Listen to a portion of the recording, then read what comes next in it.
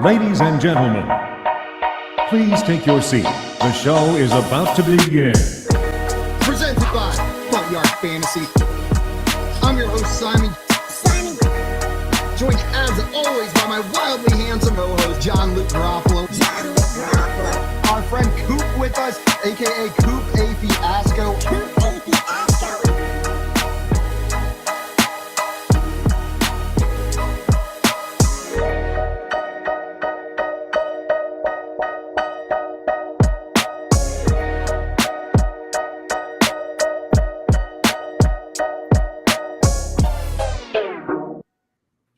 What's up, everyone? Welcome into the Front Yard Fantasy Morning Show. This beautiful Friday morning here on Bettor Sports Network. I'm your host, Simon, joined as always by my co-host, John Luke Garofalo and Andrew Cooper, aka Coop A. Fiasco. What's up, boys? What up? What's good, dude? Started off my morning just now with something pretty gross. If you guys want to hear about it, Let's hear it. You know so, me. So, dude, Pants? just now. Well, yeah, but just now, I told you I was going in the kitchen to get coffee. So I walk in the kitchen, I get the coffee, the coffee pot, and I go to my cupboards to look for a cup, and there's none in there. So then I open my dishwasher to grab one, and the moment I picked it up, while my hands picked were up full, your dishwasher? I Picked up the cup. Dishwasher. Yeah, pretty strong. The moment I picked up a cup, so I got a cup in one hand, coffee pot in the other. I immediately had to sneeze, but I didn't have time, so I just sneezed into an entire dishwasher full of clean dishes. No. Do I wash those or do I just pretend? You gotta wash them again, man. You gotta just rerun it. No, Yeah, here's what you do. No, Close it, forget about it until 8 p.m., and then the dishwasher is going to forget too. They won't even know that you sneezed all over them if you just ignore it for a little bit. Are you doing all right? Because you sneezed on the way to the kitchen. I noticed. I do double sneeze, right? Yeah, It's a double sneeze. Yeah, but I should have seen that sneeze coming because the first sneeze was a precursor. And you couldn't cover it. You just went full on lean over the dishwasher. I was already up in there. Spray Dude. and I had hot coffee in the hand that this hand, look at this one. Hot pot of coffee, bro. Can't risk that. And the thing is, dude, my auntie Koopy listens to this show, and we invited everybody over the day after the wedding. So now I definitely have to run the dishes. You gotta run it again. Now you gotta run it again. You just gotta run it again, man. I'm sorry. You just gotta bite that bullet. Otherwise, you're drinking and eating boogers for the next week. Not that big a deal for me. I feel my own. I guess it's my own boogers, but still. It is weird how probably the courteous thing to do. Your own boogers, it's I shouldn't eat those, but it's not disgusting if one ends up in my mouth. But if I go over to your house and sneeze all over your dishwasher, oh my god, disgusting! If you were to sneeze on my dishes, then it'd be a problem. You can't be sneezing on other people's dishes. There's no question about that. And the thing is, since we're having people over, other people might use those dishes, so I guess I will wash them. The only reason I told that story is I wanted an opinion on whether I had to wash them again. And whenever I lived in Atlanta, before I was adult about my dishes, making sure they don't get too piled up. We had a broken dishwasher, so our sink was full to the brim with dishes, all the way to the top, double side sink. We were just lazy pieces of crap that week. But we were having guests over, and all of a sudden, it was 30 minutes until everybody was coming over. I was I do not have time to do these dishes. So I loaded them all up and put them in my bathtub and filled the bathtub up with water and a little bit of bleach. And I thought, shortcut, this will be nice and easy. I can just get them all clean in the bathtub while everyone's here. I take them out. I'll let you know.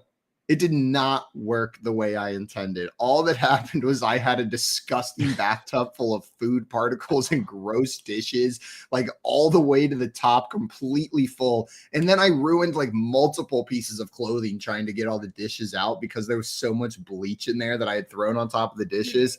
So all I did was make it worse and destroy a lot of my clothes in the process. That was a terrible. Just wash the damn dishes instead of trying to take shortcuts. That's the kind of thing where the thing from the hypothetical the other day where someone's following you around filming you. That's what we need that for, dude. Because I just want to see the look on your face when you were thought you were so smart. When you thought you were so smart to do that, and you're sitting there and you're like, yeah, dude, I'm a genius. I got this all figured out, right? I'm going to see two looks on your face. The moment you thought you were super smart, and the moment you realized that you were not.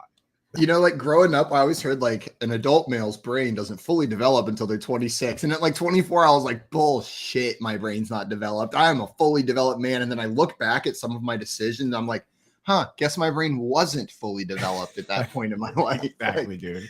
It's that like is a there's like nothing in there except like Kanye West lyrics. that's what's in your brain until you turn 26. Yeah, pretty much. It's dude. just That's what's straight in mine. ye in your brain until you're 26. Guys, we got some people in the chat ready for today's show. Tommy's in here. What's up, Tommy? Welcome. And he said, Tommy. morning, fellas. Morning, to you Morning, as well. partner. Howdy. Howdy, partner. Yep, skiddly do. Greg News is morning, guys, and happy Friday. I'm so happy to hear you all talk about the game Rashad Wild Goose had. Man, just absolutely killed it, that Rashad Wild Goose.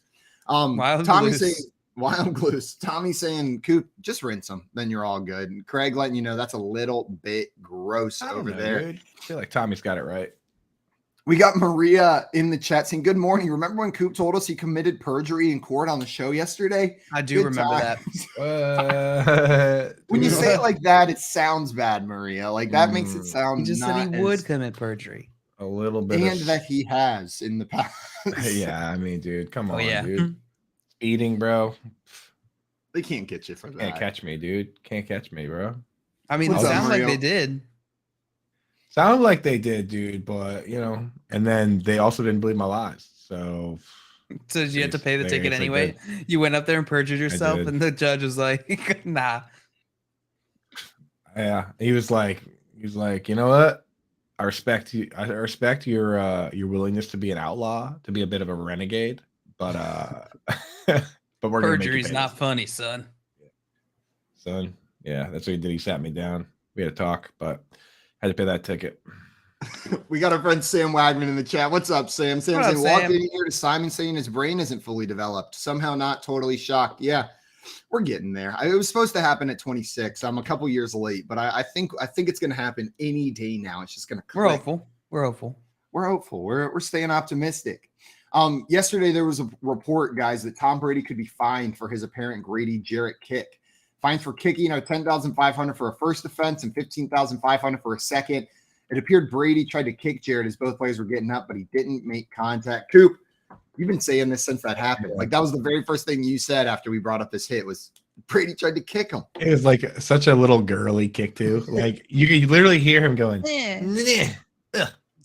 Like he's like, yeah. It was like a 3-year-old throwing a fit is what it was down Right, there. It yeah. was like a little kid throwing a temper tantrum on the ground. Like you're trying to pick him up because it's bedtime and he just throws a kick out there to let you know he's not going to bed. He should be fine for being a little baby. Justin Fields is quoted as tired of being almost there after the loss. He voices frustration over what resulted in Chicago dropping 3 straight games while stumbling to a 2-4 start. We always get told that we're almost there. We're almost there, Fields said. Me personally, I'm tired of being almost there. I'm tired of being just this close. Rough. I mean, Okay. I mean, yeah, that makes sense. probably play a little bit better, dude. I mean, I know that last pass was in the Moondog's hands, but yeah. he had a lot of opportunities to not do that. Like, for instance, snapping the ball before the delay game. That's a little bit of an easier play, would it not be? Right? Or just throwing the ball. Like you guys see what I'm talking about, right? With the pass plays are being called and the ball is not being thrown. Like, Yeah. throw it, dude. Just throw it. And then you throw it. Like Just the throw it. I think it was like the very first drive. He had the guy open on the slant across the middle, and he just didn't throw it, right? And he ended up getting sacked for like 8 yards. It's like just throw, you got to trust your wide receivers. Give us your best Richard Sherman. Just throw the damn ball. Throw the damn ball. Like it's okay, dude. Like it's okay. If you're going to be this bad, it's okay to throw an interception every once in a while. Just like give your guys a chance. You're going to throw them anyways. Like you're not avoiding interceptions. Like whether you throw 18 or 40, you're probably going to throw at least one pick, Justin. Not looking great. Yeah, I get it. Of course, he's tired of being almost there. But I don't think this team's going to get there this season. I don't think they're a good enough team to get there. They're going to be almost there at least for the rest of this year. We'll see what happens after that. Maria in the chat saying, hey, girls can kick hard. Absolutely. True. How dare you? And then Craig and How dare you. I'm getting roasted on the other side. Craig said, Simon, The kicks kids give to avoid bed are neither little nor a joke. They mean Simon. business. Yes, when they're Simon and trying to Coop. Both avoid of you bed over get there. reprimanded. Not me. Whoa, I didn't say anything wrong. I never said that girls can't kick hard. I did. I have a chunk out of my left shin bone that proves that. Like, What? solid one, dude. Oh, dude, this girl once kicked me with some. What the heck is a chonk? A big chunk missing from my shin bone. This girl, chonk. I think I was like in like middle school. We went on this like ski trip. I forget what I said, dude, but she kicked me with her ski boots in the shin.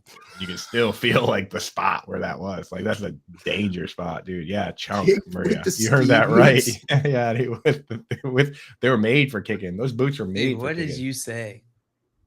Dude, I forget, dude. I think she said something like she like asked me if I had money to get Grimace is.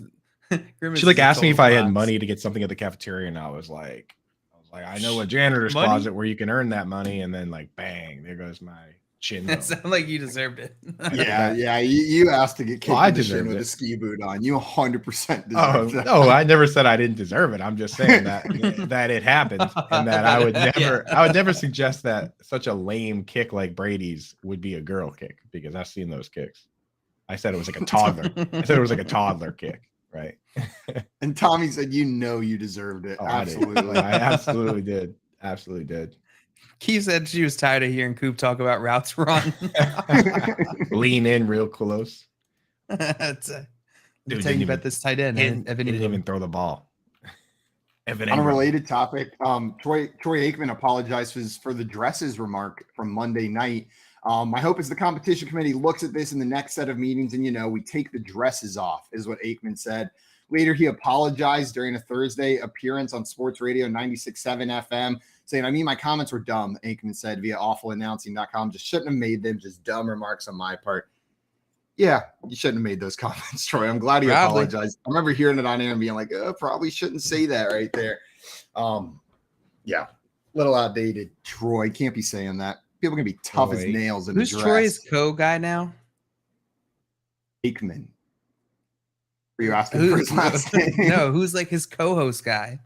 I forget. Yeah, Maria in the chat said he's a woman hater just like Simon. Hey, what? She didn't say she didn't say the Simon part. I added that. Let's see. Who hosts the Joe Buck? Is that who you're talking about? Ah, okay. It's like having two Joe Bucks at the same time.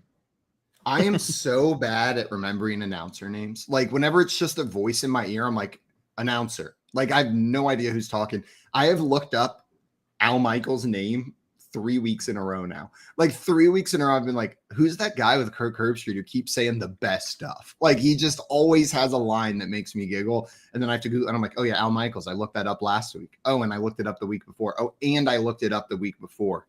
Like, I just can't remember who the announcers are. I love Al Michaels, dude. He was really carrying the water for the league last night on the Dan Snyder comments, though, huh? Like calling for him. Man, that was yeah. They put him, like, they just put him up on the screen, and then Al Michaels just went in on Dan Snyder, and then saying like the best. You're right, Coop. He said like what he needs to do is just sell the team, like just sell the team, avoid all this mess with the other owners, and it feels like he's a bit of a mouthpiece, like between the Tua comments last week and then this week with the Dan Snyder one. It feels like he's definitely walking a party line with the NFL. Smart, dude. You think if that was my boss, yeah, dude, I'd be like, let's say whatever they want, dude. For 100%. I'd be like, Bob Kraft is an angel. Never done anything wrong. But I kind of like, I know they said Dan Snyder's working on collecting all that evidence, and we talked a little bit about this. One, just what a ridiculous thing for it. Like, he thinks like, oh, I know, I'll just publicly blackmail my way into staying as an owner of the Washington Commanders. Like, what a scumbag move to be like. I don't know, man. I've watched a lot of Shonda Rhimes shows, and this is totally plausible. I'll tell you then, that he has all. I think it's going to work out best for us because, like, it's not going to stop him from losing his team. I feel like it's still all the shit he did is still all the shit he did. He just might take some more assholes down with him. Like, he might drag a couple of people down with him on the way out, which is fine. Dude, these guys are all snakes. Dude, do you ever hear how Bob Kraft got the Patriots in the first place? No. There are three parts of the team. There's the team itself, the stadium, and then there's the land under the stadium. When the original owners wouldn't sell it to him. They like didn't like him. So he like quietly just started acquiring all the land around and under the stadium until he actually had it all. And then when those people struggled financially, they still wouldn't sell him the team. So they like sold it to this other guy, this investor that wanted to move the team to St. Louis. And then they didn't realize that like there was a lease like attached to the land. And Bob Kraft basically just like held their feet to the flames for like forever. And then that dude sold it to a guy that like owns Anheuser-Busch, and without him knowing that either. And Bob Kraft continued to like relentlessly be like, no one's moving this team anywhere. And eventually they just were like, all right, dude, like just have the team. Like he just like stole the football team from all these like rich dudes that wanted to move it, which is a bit amazing for me because they kept it. But like when you read like how it went down, it was like such a weasel move. I kind of love it, but it was a big time rich dude weasel move. 1000%. Dude, that's crazy. Yeah. So these guys are all, dude, they would definitely like, they all got stuff against them. They're all, like you said. I feel ridiculous that this is the first time I've even had this thought, and it's because Tommy said that's a cheesy move. Are the Crafts like of the Kraft mac and cheese fortune? Is it the same Crafts? No, they do like their industry is like this. It's not the same people, but they do like something similar. What they do is like super boring. It's like a bunch of like, distributing. I thought that he owns that. I thought he owns the school thing. I mean the food thing. No, that's not him. He's the CEO of Kraft. He's the CEO of Kraft Corp, a diversified holding company with assets in paper and packaging, sports and entertainment, real estate development, and a private equity. That is like the most rich shit I've ever heard. Know what I mean? Like it's just like with we'll dabble in this and this and like, okay, Kraft, I get it. Yeah, it's just like a that's crazy conglomerate of just like weird stuff, dude. But yeah, I mean, like he's the man. I'll admit that. But like, I wouldn't mess with him. No way. I'm saying I like him less now. Yeah, if he was the Kraft mac and cheese fortune, I would have been all about it. Dennis in here saying, "What's up, boys? What's up, Dennis? What's up, welcome Dennis? in. That's what I'm glad to have you in here today." Dude, this is blowing my mind. I swore that he was part of the Kraft mac and cheese thing. Dude, he should. He's look on this, but he'll probably find some like sneaky way to acquire it for way less than it's worth. You know what I mean? Like that's probably the next play. That's probably that's the next thing he's buying. That's the next thing he's doing. 100%, dude. He wants to get this whole thing. The Patriots are just like a pawn in his big long-term plan, which is to get that Cheezosaurus Rex. Cheezosaurus Rex. Producer Key said JL thinks mac and cheese is big money, dude. These food companies. These food companies are owned. They're like all owned by like 3 brands. JL, I have just like super brands. I don't know. You may have noticed I've been quiet. I've been doing a bit of like a deep dive here where you guys have been talking, and I found something I think you're gonna love. So I haven't found who the Kraft Foods Group sold to Heinz in 2015. So I was trying to figure out Chicago-based, right? Maybe before they sold, Robert Kraft was the person running Kraft Foods Group, right? But in the process of looking up who owned Kraft Foods Inc., I found that it was originally founded as J.L. Kraft and Bros Company by James L. Kraft. The guy who started its name was J.L., and it was the J.L. Kraft Company is what the original company was called. J.L. Kraft and Bros. I'm on the Wikipedia, and this dude does look just like J.L.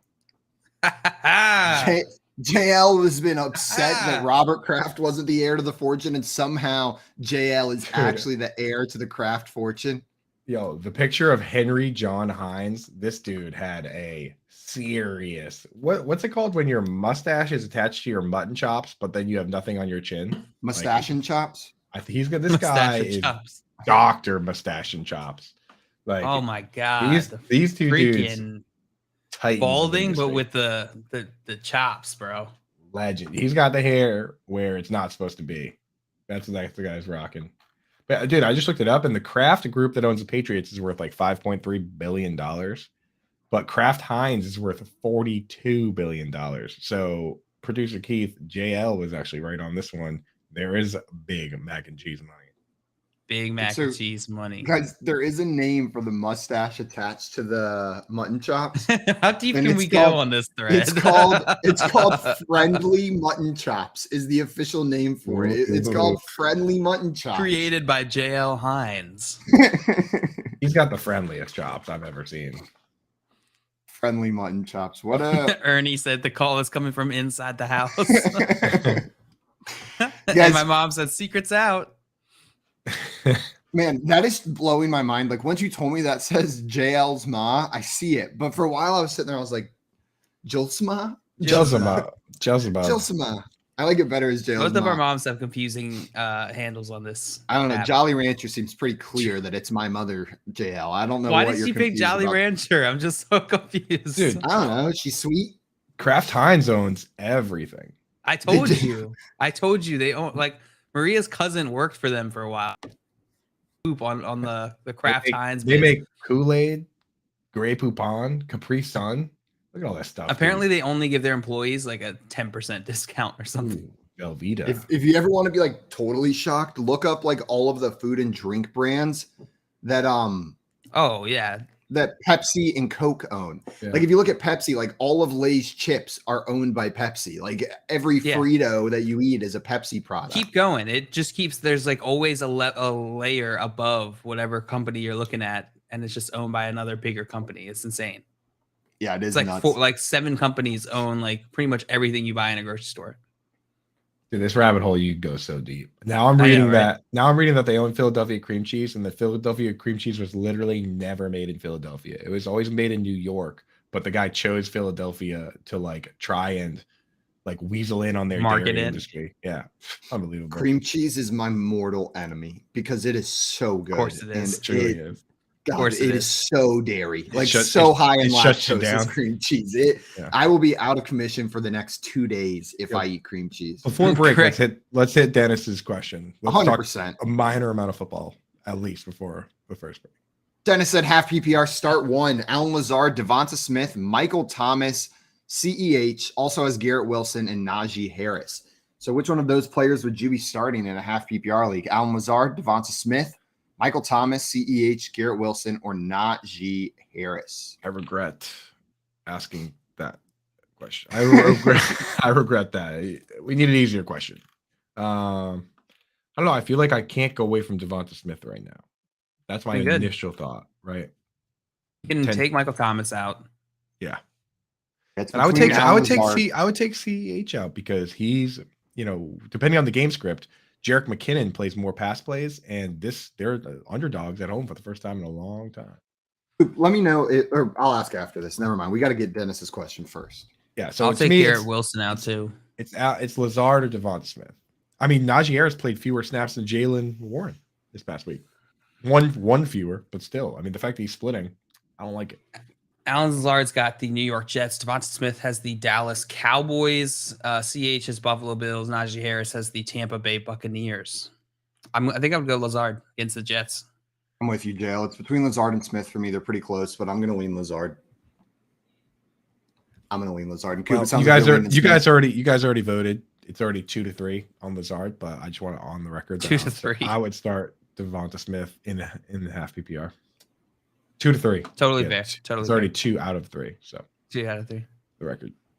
Also, Craig said, Tommy asked if I could grow a friendly mutton chops like that. I've never tried, but I will go out on a limb and say probably not. I Yeah, said my that. dad had a friend growing up, Ernie. Ernie was the man. So kind, so sweet. Dude Ernie? had Bird dog? sideburns like down to his nipples. Like Down- it was Ew. unbelievable. I was Sure. always so impressed. Like I'm- just like this. Yeah, you're right. But I'll do him this way. That's a much better way of doing that, showing the length. He had sideburns like down to his nips. They were just like they were glorious, beautiful. This Just is what I would look and- like with the chalk. with the open mouth. Hold on, this Your mouth exchange always in the has to be chat open. has got me. Craig said, I had mutton chops in high school. The football team loved it. My girlfriend did not. Tommy goes, Keith, you dated the entire football. He's talking to Craig. Is Craig, you dated the entire football team? Yes, he says yes. I of did course did. notice. I almost pointed out the other day. There was one other day this week where Craig said something that Tommy came in and was like, "Oh, Keith," like where it was very apparent Tommy thought Craig was Keith, and I was like, "Do I let this keep going, or do I Do I stop say it? something? Do I stop it right now?" But looks like he got outed. Craig saved himself. Guys, coming up, we are going to be talking about that Thursday night football game that we all watched last night, and then we're going to be previewing this Sunday's games. At some part with a little help from let's start over. Coming up, we're going to be talking about that Thursday night football game that we all watched, then previewing all of Sunday's games with a little bit of help from our friend Vinny Iyer. Then we are going to later in the show have our friend Aaron Ladd on from Kansas City's KSHB 41 News to talk a little bit about that Chiefs-Bills game that we got coming up this weekend. You're listening to the Front Yard Fantasy Morning Show here on Bettor Sports Network. Corey, Nando, and friends, presented by Mayo Media on Bettor Sports Network. Offense is down this year, Nando. Yeah, it is. Offense is down this year. Definitely. Offense has been problematic this year. There's a lot of teams in the NFL that struggle offensively. Let me look it up right now. Geno Smith right now is QB 6 on the season. I can buy that. I can buy that too. What's in the top 12 right now, Nando? Yeah. This is going to blow your mind. Josh Allen, Lamar Jackson, Jalen Hurts, you know. QB4, Kyler Murray. QB5, Joe Burrow. Even with that being the top 5, okay, cool. I get it. Now here's where things get weird. QB6, Geno Smith. QB7, Carson Wentz. QB8, Jared Goff. Geno Smith, Carson Wentz, Jared Goff are QB 6, 7, and 8. That's crazy. Those are undrafted dudes. Wentz throwing for a lot of yards. The Commanders can move the football, Nando. Yeah. The problem is they shoot themselves in the foot with penalties. Right. And that turnover is coming at some point. That Wentz interception, that Wentz fumble, you're going to get it at some point. Yesterday, they got it at the worst possible time. They're driving down, try to win the game. Bam, there goes the turnover. You know what I'm saying? Yep. But outside of that, his yardage he might have threw for 375 yesterday. Yeah, you're right. You're right. QB9, Herbert. QB10, Mahomes. Mahomes and Herbert, two of the first quarterbacks going off the board this year in drafts are QB9 and 10. QB11, Kirk Cousins. QB12, Tom Brady. 13 is Daniel Jones. He's running. Yeah, Daniel Jones is athletic. He is athletic. That was one thing that Jones does have with his game. He's running through injury. Yeah. Well, he's trying to hold on to his job. I'm saying give him credit, man. Good for him. This offense has not been great, been bottom line. You know what I'm saying? Offense has not been great this season. QB 32, Mac Jones. He's a starter. Winston has missed time. Dak Prescott has missed time. You know what I'm saying? Right. So that could be no Trey Lance, right? Justin Fields is a starter. You didn't expect much from him. Baker Mayfield. Oh my God, he stinks. That's a starter. Matthew Stafford, a starter who stinks. Matt Ryan, a starter who stinks. Ryan Tannehill, a starter who stinks. Aaron Rodgers is QB 18. The reason why offense stinks is because quarterback play has declined. However you're invested in sports, from betting to fantasy, collectibles, and more, join our community on Bettor Sports Network.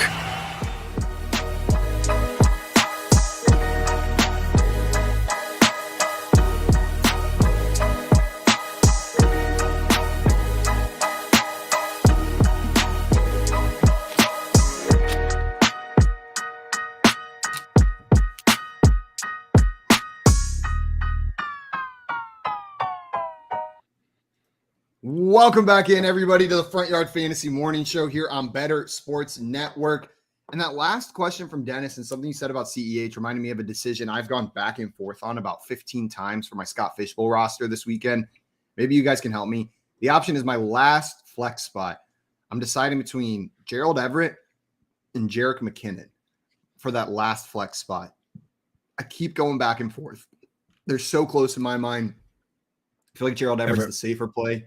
But I'm leaning McKinnon as the play here. If this were a normal league, I would go McKinnon, but it's tight end premium. Got to go Everett. You think it's got to be Everett? Even if Keenan Allen plays? Got to go Preems, bro. Got to go Preems. Tommy asked me, is Van Dreams. Jefferson back? Do we know if Van Jefferson's going to be back this week? I haven't seen any update on that, but we can look into that for you, Tommy. They put him on IR like it wasn't week 1. But did they put him on IR week 2? If that case, he would be eligible It's to week return. 2. But I don't think 20 days on IR. So that's he not wouldn't enough be ready days. yet. He needs one more. No. He wouldn't be ready yet. He was ruled out week 3. Week 3. Gotcha. The Friday. I think he needs one more game. So he'll miss 4. He'll miss at least 4 games. So that should be, if it was week 3 of Friday, it should be right before week 3 or week 7. Sorry. Makes sense. Makes sense. So not this week. No Van Jefferson back.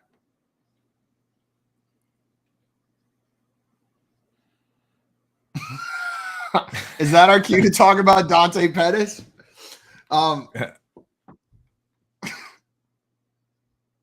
What? A beautiful pass. Let's see. Oh, that's my bad, guys. I didn't know what was happening. All of a sudden, noise started playing in my ears, and I had no idea where it came from. I thought Keith was dropping a sound randomly in the middle of this. All of a sudden, Dante Pettis hype started playing in my ears. Here I come. Autoplay videos need to be illegal. I was like, what is going on? Why did they just throw a random highlight from last night's game into this out of nowhere? Like, what are you talking about? Is that our cue to talk about Dante Pettis? That happened to me before too. Gave me confidence where I was like, yeah, these guys, we're all in the same boat here. So confused about what Keith is doing. We're confused by you. Everyone was confused what I was doing. And Tommy said, I thought he finally lost his mind. Yeah, that's fair right there. Maybe it wasn't an autoplay video because I still haven't found it yet, but the noise did stop. It's somewhere going on. Guys, we had a question here from Lucius. Lucius wanted to know, tight end question. Start Disley, Ingram, or Pitts? Who would you be starting? Would you be starting Will Disley, Evan Ingram, or Kyle Pitts? Coop, which way are you going, Mr. Tight End? No, I'm starting Ingram right now. I mean, he basically had one bad game against Derwin James, and then the next game was in a hurricane. But beyond that, he's done pretty well target-wise, and he's coming off 10 targets this past week. So, and it's a good matchup for him too, versus the Colts, who's so far this year, bottom 3 team versus the tight end. So I'll get Ingram in there. God. Disley ran fewer routes than Noah Fant. You're not tempted by the Dizzle dog? Noah Fant ran 20 routes. Disley ran 15, and they threw like 40-something times. Not sure how you could trust that fella. I mean, it's crazy right now. Like, it's your answers. Like, both of you guys are saying Evan Ingram. I'm about to say Evan Ingram as well, but that hurts a little bit, doesn't it? Like, I know you're excited about saving Evan Ingram, but over Kyle Pitts, like that stings a little. Brings me great pain. But Pitts has there's like 4 different things going against Pitts. 1, he stinks. 2, he's coming off a hamstring injury. 3, he's playing one of the grittiest, 49ers. grimy, slow the game down 49ers team. And then 4, the team just isn't throwing it. Like we talked about this yesterday. Joe Flacco has more pass attempts than Marcus Mariota, and Joe Flacco hasn't played in 2 games. Like they're just not throwing. Mariota, I think, is second to last only to Justin Fields in pass attempts. So just can't trust that guy right now. He has a 23% target share, which is legit like top 5 for tight ends. But 23% of not very much is also not very much. I like that math. That math checks out to me. Yeah, checks out. This is how I mentioned the negative, but the positive. How freaking cool that we're saying Evan Ingram in this question, right? That the question is Evan Ingram versus Kyle Pitts, and on the other side, how cool that that's where we are at this part in the season. Dennis here asks, saying, y'all always say you aren't kicker experts. We're not kicker experts. My answer to this question is going to be to point you towards Lindelian's Twitter and check out her kicker rankings. Whether you guys have an opinion between Folk, Zerline, Crosby, Lutz, and Gould, or Coop's going to look up those kicker rankings, and we'll answer that question for you. We'll get an answer to your kicker question, Dennis. Guys, let's talk about that football game we watched last night during the first half, or we got to the end of the first half, and I was sitting there thinking, like, no way. This can't happen again, right? Like, we can't have 2 no touchdown Thursday night games in a row. It's not possible. And luckily the teams picked it up a little bit in the second half. But my other thought, Coop, I texted it to you, was funnily enough, the no touchdowns bet would have been a pretty fun sweat in the first half. Know what I mean? Like there were twice where the Bears got down inside the 5-yard line. Didn't come away with a touchdown. Like if you had the no touchdowns bet, if you had no touchdowns first half, like that was maybe the most fun I've had not cheering for touchdowns, or would have had not cheering for touchdowns right there. It's the most fun I would have had. That's the most fun I would have had right there. JL, I completely skipped over you. It sounds like maybe you had an answer to that kicker question from Dennis. Yeah, I think we can answer. So Lutz is pretty interesting. Gould going against Atlanta. Expect them to score a lot of points. Just looking at matchup here. A lot of times when I'm looking at kickers, I want to look for games that I think there's going to be a lot of scores, or at least a lot of field goals, right? Like there's going to be defenses that are stopping these offenses just enough. Yeah. Easy I never strategy. actually right thought there. about that, dude. Like if you're picking what kicker to start, you want to look for a lot of field goals. Yeah. Super easy. Super easy. Maybe that'll help you guys next. Now that I know Maybe the next secret. time you want to look at this rank. Now that the secret's out. Yeah. So okay. So where are you leaning with this? Where are you leaning with this? I'll lean Lutz. I'll lean Lutz out of the group. Okay. Lutz. Yeah, I don't mind that against Cincinnati. That could be a decent one. Coop, you got a strong opinion on this? Yeah, my strong opinion on this is to follow what I believe to be the best kicker analyst. Like we can only spend so much time researching the different things that we research. I spend a lot of time on tight end, means I don't have a lot of time to spend on kicker. That's why I check with Lynn Delians. She's my favorite and a good friend. She has one kicker way above the others here. She has from bottom to top, she has Zerline at 24, Nick Folk at 23. So those are not guys you want to play. Then she has Lutz at 13, Robbie Gould at 12. So JL picking a K1. But in her rankings, she has Mason Crosby at 5 overall for this week. 5. Wow. So Mason Crosby Going against the Jets. Going against the Jets, it feels like a safe play, right? Against the Jets. And where's that being played? That's at home in Green Bay. So he knows the conditions. The thing that blew my mind about like the kicker stuff is that listening to Nick Folk talk, the Patriots kicker, like it wasn't actually Nick Folk. It was Bill Belichick talking about Nick Folk, and he was like, it was such a funny interview because he's like Nick Folk came here. He goes, and he taught me so many things I didn't know, like little things about different stadiums, like where, in certain stadiums, if you're facing one direction, you can't kick it from a certain distance because, the walls of the stadium are so low that the wind comes in. And if you kick it high enough, like the wind will throw it off course. And he's like, and you see Belichick, and he legit looked mad when he was saying, I can't believe I didn't think of that. And he was like pissed. He was like, I can't believe I never thought of that. And then Nick Folk came in and taught him a few things. So if you're teaching Bill Belichick things about kicking, that's interesting. But like, I just never really thought about that. That like, I know like different weather and different locations, but I never thought about how like one side of a stadium might have a wide open thing, whereas the other side might have these big giant walls, and that affects kicking in both directions. Yeah, that's wild. Craig's saying that is some real Nick folklore. Yeah, that is some real Nick folklore right there. That's pretty good. They say Bill, good one. That's pretty decent. Pretty decent. Yeah, that's a solid one. Craig is the best though. He's the best there is at the puns. There's Bill Parcells used to. They said there was this huge door that would open like to let like in like big equipment and stuff, and he would basically pick the side, and then at halftime he would either open or close those doors, and it would create like a wind tunnel. So like he would open them when like it's at his back and at the other team's face, and then when it would switch at halftime, all of a sudden those doors would mysteriously be closed. So it's like some of these coaches are at least aware of the wind tunnels and whatnot going on. Absolutely. I see Jimmy Anderson in the chat saying happy Jimmy Friday, boys. Anderson. What's up, Jimmy? Welcome. What He's up, taking Jimmy? any calls this morning. We're always taking calls. If you want to come on, talk a little bit about that game last night, tell us your feelings about this upcoming game. The one upcoming game that we have this weekend, all of them. You can call in and talk to us about those as well. You just got to download the Bettor Sports Network app. It's one button to press, the call in button. You can come up here and hang out with us for a little bit. Tommy also had a question for us.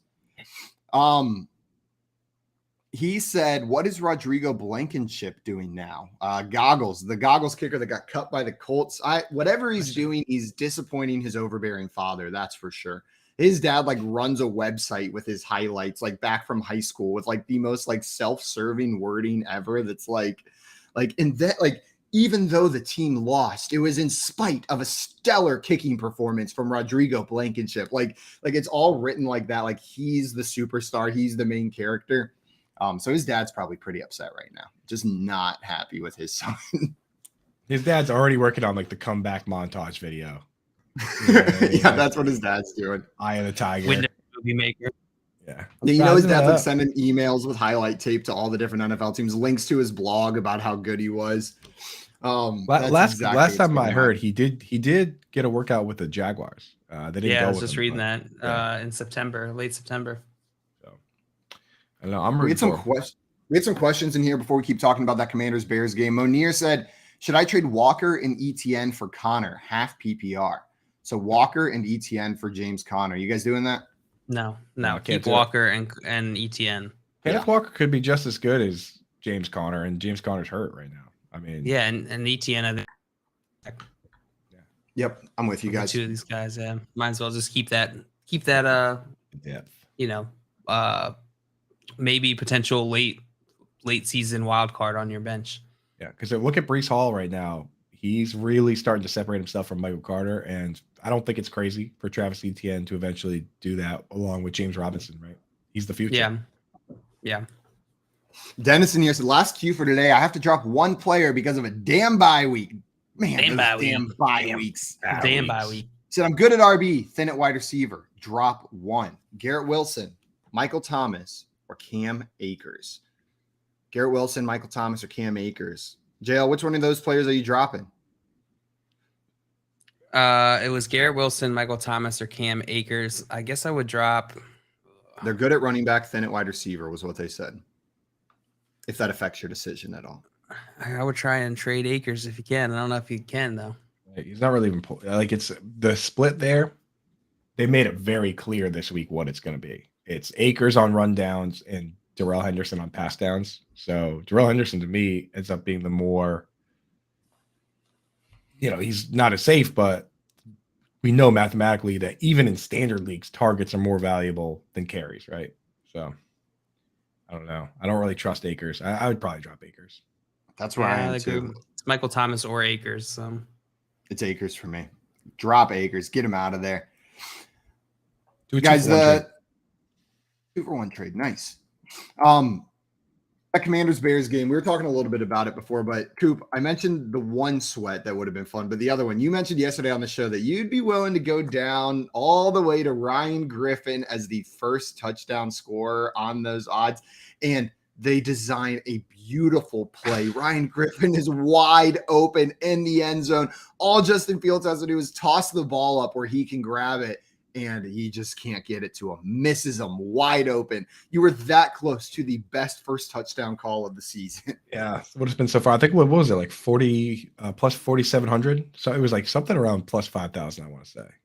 Yeah, like that's a $5 to win $250 bet, right? Like Tommy said he had that prop $10, no joke. Put it on. Tommy was looking at $500 if Justin Fields could just play quarterback for 1 second, right? Naturally, he could not. No, he couldn't. It was pretty rough. We saw some pretty rough throws out of Justin Fields yesterday. But again, I feel like this is a couple weeks in a row now. We're seeing flashes, right? Of like the quarterback that the Bears thought Justin Fields was going to be, who we thought Justin Fields was going to be. Like I'm seeing it. I see it out there, and it's making me believe again. Like he's giving me some hope with some of those runs and some of those throws, especially when he gets outside of that pocket. Like, dude is magic. Watching Justin Fields is like, it's like bowling, right? Like you go out there and in your mind it's going to be great, and then you're like, oh dude, this sucks, but then you roll but then you roll a strike and you're like, this is easy. Why don't you just do that every time, right? Like he rolled out and threw a laser to Mooney sometime in the third, and I was like, yeah, just do that every time, dude. What are we doing? Right? And then the very next one he rolls a gutter ball and you remember that you're not any good at bowling. Like that's what it's like watching Justin Fields. Analogy. It's like going bowling Most of the time, you're like, man, this sucks. It sounds like fun, but when this you is go, just- you're like, oh, I would be so good. You think you're gonna be so good every time, right? I am the world's streakiest bowler. Like it's straight gutter balls or a couple strikes. And I remember one time I was on a date my freshman year of college, a bowling date, right? There was this girl that I like from one of my classes that I asked if she wanted Did to you hang take out. her She'd to been the on-campus bowling alley? So she had been taking a class at Clemson about bowling, a leisure skills class. And that's what that was where she had been bowling, and they make you keep score by hand. And she wanted to show me all of that. Like she knows how to keep score by hand. So we go to the on-campus bowling alley. We're also freshmen, don't have cars. And we're out there and I get up and no lie, first 5 frames, 5 strikes in a row. I've never done this in my life. I am feeling like a king. Okay. I'm like, this is God telling me this is meant to be. This is the girl I'm supposed to be with. I'm impressing her. Like I'm feeling on top of the world. I go up and I'm like, I've never been more confident in my life that this 6th one's going to be a strike, right? Like it's just happening. Like everything's going right. I take the ball back, go to swing. And the next thing I know, I'm on the ground and I am not quite sure what happened. I took the ball and I slammed it so hard into my own ankle that I knocked myself off my feet. My foot was so swollen that I couldn't get it back in the shoe that I went to the bowling alley with. And the girl had to help walk me back to my dorm, with my arm around her as I was skipping back to the dorm. We did not have a second date after that. It was, that was the end of the first and only date. So you were the greatest bowler all time until you suffered a tragic self-inflicted injury. I suffered a tragic self-inflicted injury. She Yeah, nailed your 100% what own happened. ankle with a bowling ball. Reverse rookie of the year. Right, that I seems can just impossible, right? I can just picture you with this chick too. Here is just everyone's experience with broken. Yeah, it's so dude, that's I can just picture you too though. So After you the did- third, after the Soccer third player? strike, you're walking back. You're like, how do you score that one? Yeah, they teach you that in class, and then next thing you know, you're lying on your back. 100%. Tommy said, Simon, your life is a movie in the making. Who would play you? Kamel Ninjiani would play me. I freaking love that guy. That's who I want to play me. He's so funny. He's going to play me in the movie. That would. What were you thinking taking a bowling major out on a date, though? How did you think that was going to It wasn't a bowling major. She took one bowling leisure activity She's class. thinking all of a sudden she's a bowling one major. credit hour bowling What are you class. thinking, dude? Yeah, you're right. I shouldn't have taken that bowling major out on the date. That was She my was- bad. Dude, Well, she you're was gonna get so smoked. happy as soon as you injured yourself because she was sitting there like, oh, this guy's about to show me up and he is never going to stop talking about it. Absolutely. Yeah, it was way better than the time I took the archery major on the date. That one didn't go as well, but that's a story for another time. Shot her in the Not again. Not again. not again, not again. Archery Kumal scary. Nanjiani. Oh man. Oh, man. Now I got to go watch a movie with him in it. He makes me giggle nonstop. Like he's one of He's those guys who's so just good. I think he's in Goodfellas. he's so. Is he? He's like 3 years old in Goodfellas. I've never seen Goodfellas, but I've never been more confident that something you said was That's a lie. not true. And as I'm soon just trying as to trick that you into came out of watching your good mouth- movies, dude. Okay, maybe I'll watch Goodfellas today, Coop. No more shows after this. I might have a second to turn that on. Today's the day, Goodfellas bro. or Shawshank Redemption? What's higher on the priority list? Shawshank. I think Shank is more like if you're trying to cross off ones that people would be upset if you haven't seen, it's probably Shawshank. So that was like the #1 movie on IMDb for a long time. I like Goodfellas better. Squirrel I like Bob saying Shawshank Shawshank. And then keep saying Goodfellas. None New Shawshank is Yorkers not a show, think, Squirrel Bob. think Shawshank, and he meant non-New Yorkers think Shawshank. Nobody here in New York likes the Shawshank guy. Yeah, we like Goodfellas because they talks like us. They talk. I'm gonna go get the papers. Get the papers. I like all the answers in the chat. It's just like half the people saying Shawshank, half the people saying Goodfellas. It's just going to be a fight no matter what. Like it's going to make people upset no matter what. Literally, Coop, Tommy said something that every time I mentioned the thing I mentioned yesterday about like finding and like fixing up shoes, every time somebody goes, "Get your shine box." And that's from a movie you haven't Right. seen, so you wouldn't get it. Yeah. But Tommy in the chat, Coop, I get your almost said shine that. box. Yeah, you have to. Now's you So IMDb, it's still #1 on IMDb. Goodfellas, 17. Number 17. So does that answer your question, Simon? No, haven't seen those It movies. does not answer my question because I forgot to listen to what you were saying. So I just Real- heard you say real- numbers, and I'm not sure what they Real, were real related to. quick, while you got that list up, JL, Perfect. let's hit that list. And Simon, you give us a yes or no on seeing these. I'll join you. We'll do top 10. All right. Shawshank Redemption. Coops, yes. Simon's No, no. I've not Godfather. seen that. Let's keep score. I've Coop? not seen The Coops, yes. Godfather. Of course, yes. All right. The Dark Knight, 2008. Simon, please. Yes, I've seen The Dark Knight. I've seen the whole trilogy. Yes. Okay. Number 4 is God. Yes. Well, So, as Simon, you if can imagine, I haven't Simon, seen the second one. if you had seen Godfather Part 2 but not 1, that would actually make me more upset than anything. That would make me. All right. Simon's like, yeah, I've read the Chamber of Secrets, but I Wait never till we read get that to part Stone 3. one. Yeah. All right. Number 5, 12 Angry Men, 1957. I've not I seen have that. seen that. Yeah. I That watched one that is in school. that one's crazy because it's filmed in one. It's 12 dudes in one Just room. the whole room. and it's Yeah. captivating. Captivating. yeah. film. So are we through 4 movies and so far Coop has seen all 4? Is that correct? We're through 5 movies and Coop has seen all 5. Yes. Okay, and I've seen 1. Just Batman is all I've seen. Just I- the one but very popular. I'll tell you Batman. this: like, if you're going to take one of those and put it way on the back burner, it has to be 12 Angry Men. It's an older movie, and it's again, it's 12 dudes in a room. So you definitely got to watch The Godfather. I think I've before seen you that watch one it. before. What happens after there's 12 dudes in a room? That's it. That's it. That's it. That's the whole movie. Huh, That's there all was a little movie. more action in the one I saw. No, I watched that one in school, high school, I think. All right, number 6 is Schindler's List, 1993. I have Liam seen. Neeson. No, I mixed it up with Sophie's Choice. I've not seen Schindler's List. Dang it. Also watched that one. So I haven't seen Sophie's Choice. Is that one? But you've seen Schindler's oh, List? you idiot! Haven't seen. Well, yeah, of course I've Sophie's seen Choice. Schindler's List. Is that All one right, also Coop sad? is 6 for 6. Coop is 6 for 6. Simon's 1 for 6.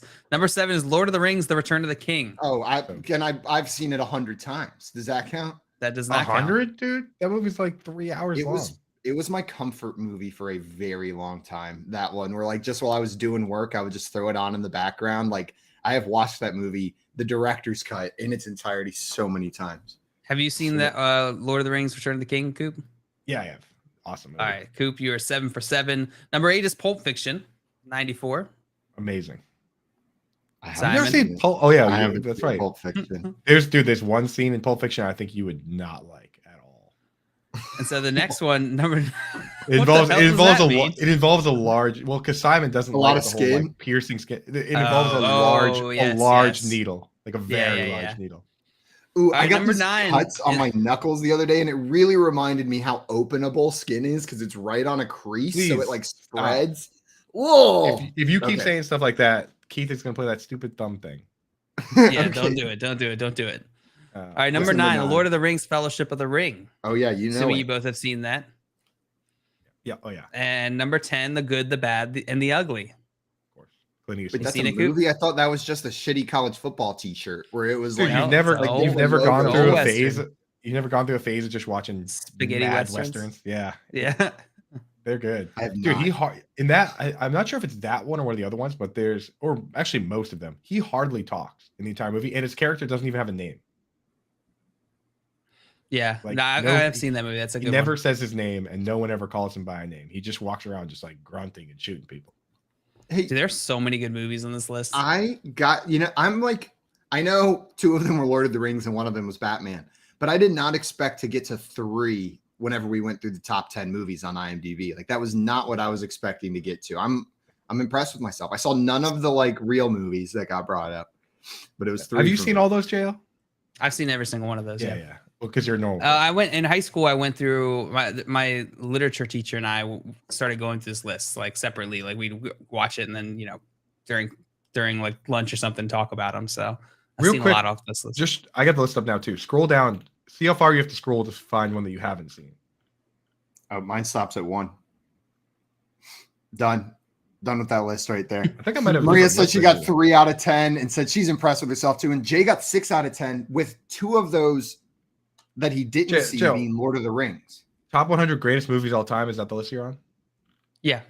No, top 250. Top 250. Man, I think Life is Beautiful is the first one that I haven't seen. It's What on this number is list. that? And that's number 25. But I've seen almost all the movies, a bunch of the movies after that. So that's Ooh, I don't think Absolutely I've seen. killing I haven't it, seen though. that one you just mentioned, so that might be. I have not seen that one. That's Life your is homework. Beautiful. How is 7 on here, dude? Seven's a good movie. It's a good movie, but is it the 19th best movie of all time? I don't know. You ever seen City of God? Oh my god, I love that movie. It's a Although long one, I but don't it's speak really Portuguese. good. Yeah, neither do I. Jimmy said role model should be in that top 10. Oh, Yeah, so- where is Wait, role have you models seen on that list? I've never I seen don't think Seven. it's on here. Seven Samurai is the first one I haven't seen. I've not seen Seven Samurai. You haven't seen Seven Samurai? Seven Samurai is No. really good. It's super long though. It's like How a long long can we black and just- white. How long can we just ask each other if we've seen a movie? Like, do you think we can keep this going for another 20 minutes? Forever. Have you seen We can this keep movie? this going on forever. I've seen this movie. Have you seen Jimmy this Anderson, movie? great pick, dude. Role models should be in the top 10. That movie. Role Models is a pretty good movie. You're the king, I, Wheeler. You're the king. I've watched Role Models, but in Spanish. I with subtitles, but I wasn't really fully paying attention, so I have like a vague understanding of what went down in that movie. It was just on in the background playing in Spanish whenever I was in Mexico one time, and that's the extent to which I've seen Role Models, but probably belongs in the top 10. Probably belongs in the top 10. Guys, the Commanders-Bears game last night, we talked a little bit about Justin Fields looking magic, but Darnell Mooney had a fine game. It wasn't a like world-beating game. It wasn't what I was hoping for at the beginning of the season, but 12 targets, that's what you love to see. 7 receptions, 68 yards. In a PPR league, you're pretty happy with what Darnell Mooney did last night. Dale, is Darnell Mooney, is he safe from being a drop candidate with this target volume? Because I feel like people were talking about him being someone you could drop from your fantasy teams. 12 targets is nothing to sneeze at. And he should have had a touchdown. Nothing to sneeze at. He's got a 29.7% target share in this offense, in which case, what Coop said, 29.7% of nothing is not very valuable. Darnell Mooney still, like, even on a bad offense, I'm fine rostering the player with the highest target share with a 29.7% target share, just in the hope that Chicago is able to put something together better than they have in the beginning of the season. Yeah, I can't drop guys like that, especially when they're finally throwing at least a little bit. You know, I mean, like the thing is, Cole Kmet unfortunately didn't get the targets himself, so if he hasn't been dropped, he probably is droppable now. But I mean, Mooney played 92% of the snaps too. So he's out there every play, getting the targets. They went to him when the game was on the line. Got to keep that guy. Yeah, 100%. And man, he should have had that touchdown at the end of the game. On the initial play, I thought he had, like, whenever I just watched it live before they showed the replay, I was like, oh, touchdown for sure. I didn't see the ball come out the second time, right? Like the initial contact with the ball was over the goal line. Like he had it. If he would have just held on to it, it would have been a touchdown, but he fumbled it. Great play by the defender getting him out of that end zone before he secured the ball. And no touchdown, but like he was that close. If he can just hold on to that ball right there, it's a touchdown for him. And we're looking at him as a 20-point wide receiver this week, right? Instead of around that 14-point range. But I'm with you. You can't drop this dude right now. He is not droppable. Now, is this guy startable? Dante Pettis with 7 targets yesterday, 4 receptions, 84 yards, and a touchdown. Almost had a second touchdown as well. Is Pettis back on the menu? Is he someone you can start? Is this a resurgence for Dante Pettis? Don't say his Pettis back on the menu. No, definitely not. Short answer, no. Send it Long back. answer, no. Like he's just not. He's just not playing enough. He's not playing enough snaps, man. He's playing like 2/3 of the snaps at most. Like if it was a situation where, like, for me to start the second wide receiver on a not so good offense, I need those two guys to both be playing every snap, right? Like I'll start Mooney because he plays 90% of the snaps. I can't take a bad quarterback and start a dude that's playing 2/3 of the snaps. If at any point he gets to that level, then we can start talking about it. Because most teams, if you really think about it, have 2 guys that play every snap and then a third guy that rotates with like fullbacks and second tight ends and 2 running backs or whatever they want to do. So most teams have 2 guys that play every snap. Some teams only 1. And Pettis just isn't one of those guys. So I can't trust him. Cool Star 46 says, tip of advice. Don't ever pick a Commanders player. That's just the tip of the advice. I want to hear the rest of the advice, though. If that's just the tip, Coolster. Right. If you could give us the rest of that Just a tip advice, of that would be advice. fantastic. The coolster pops in. He's like, "Here's a tip of advice. Tip of advice for you. I'm the coolster." No canola. Also, Maria said, "What about Stick It?" And Jay said, "Maria, this is a family show." What is Stick It? Is that Stick the It? You never seen cheerleading Stick It? The movie? gymnastics. It's Oh. gymnastics. Of course not, dude. I've seen Oh every. man, you were about to have all the gymnastics stands come and drag you, Simon, for saying cheerleader. I'm so sorry. There are cheerleading movies. I was thinking of Step It Up, right? Is that what I was thinking of? Step was It thinking Up. of Is Step It Up the dancing one? I watch every cheesy dance. Step It Up might be I cheerleader. love It is those, dance. dude. I love that. There is a cheerleader one for sure. Every- though. Is there like some sort of like contract out there that was signed that every single one of those dance movies has to have that song in it that's like engine number 9 on the knee. like every single one of those movies, like it has to be in there somewhere, no matter what it is. Have you That's noticed hilarious. that? Yeah. I don't On even know New the York song. Transit line. Engine number 9. Yeah, like, dude. Hey, anybody that knows those movies knows what I'm talking about. And then Bring It Adam On said has- Ferris Bueller's Day Off is also a classic. And Jimmy saying, I was thinking that too, Adam. You guys like Ferris Bueller? Are you Ferris Bueller fans? Of course. I've seen it once. It was good. It doesn't stand out where I'm like, that's one of my favorite movies of all time, right? But I liked it. I had fun watching it. It's been a while. I probably haven't seen it in 10 years. When I was like a kid, I was Team Ferris, and now that I'm an adult, I'm like, Ferris kind of a jerk. You know what I mean? Yeah, like he was kind of bad. Well, I love how we got back to movies, dude. Keith is gonna be so pissed. Keith is gonna start like forcing us to go to break. Adam saying, I'm playing against Wentz and Curtis Samuel this week. They have a combined 6.7 points. Yeah, nice start for your week. That's a coolster move right there. Coolster starting move. with Tip of those kind of advice. points. And Coolster said, I got lucky with Brian Robinson, but damn, does Curtis Samuel disappoint me again? I got a new Brian show Robinson- idea, dude. It's called Coolster and Mr. Cool. I'm Mr. Cool, he's the Coolster, and it's just me, and I just read his comments all show. But every time I read them, I say the last couple words like this. I go like, I got lucky with Coolster. Brian Robinson, but damn, did Curtis Samuel disappoint again? Thursday Night Football is so bad that we're talking movies. And talking movies. Jimmy Anderson.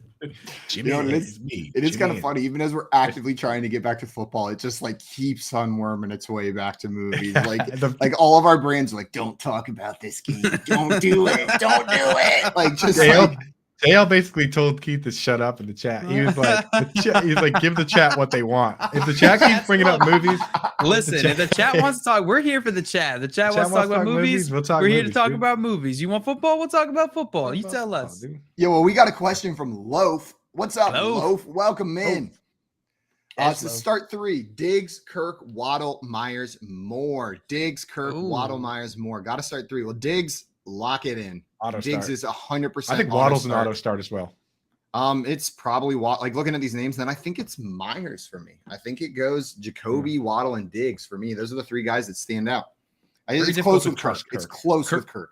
Kirk is so like Kirk goes well above like the Dante Pettis types because he does play every snap, but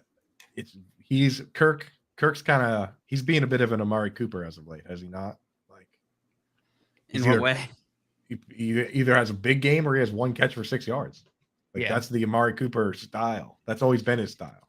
You know, maybe Yeah. I don't like Christian Kirk enough. That tends to be my favorite kind of player. The ones where like it elicits an extreme emotional reaction from me at the end of the week, no matter what, either positive or negative. Like I don't want someone I'm just fine with. And if that's going to be the Christian Kirk experience, I'm in.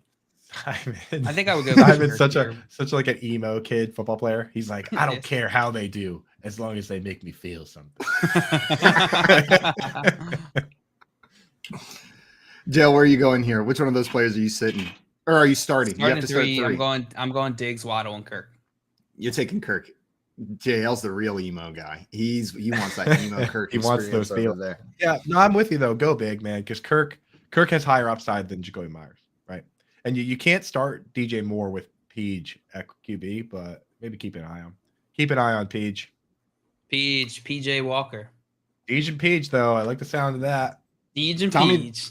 Peach and Peach Peach. shows. Tommy had a question for us. Said best sports movies of all time.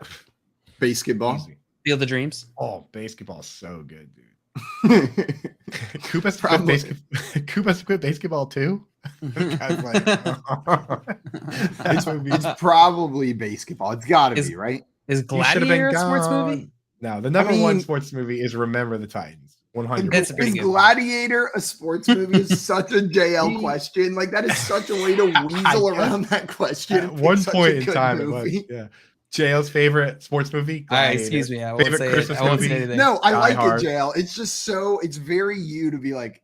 I'm Gladiator, looking they at this play a sport. IMDb list trying to find the top sports movie on here. And that's why I asked because Yeah. I'm not seeing any. What is it? It's got like Hoosiers. Like Star Wars a no, sports it's movie? Remember the Titans, bro. We are gonna do up downs until blue is no longer tired and thirsty. Could it be? It might be Remember the Titans. Maybe Air Bud. Air Bud was a Airbud's classic. pretty over good. It's there. Reservoir Air Bud. Dogs. Ooh, A Squirrel dog Bob. movie? Squirrel Bob dropping a Sandlot up in here. Oh, Happy Gilmore. Dude, I just watched Sandlot. This- hey, Sandlot's pretty This good. is gonna be a bracket. We're doing a Yeah, bracket. we got to next do a week. sports movie bracket. Yeah. We'll do one of Submit. these. Yeah. So tweet at us. We'll put a tweet up.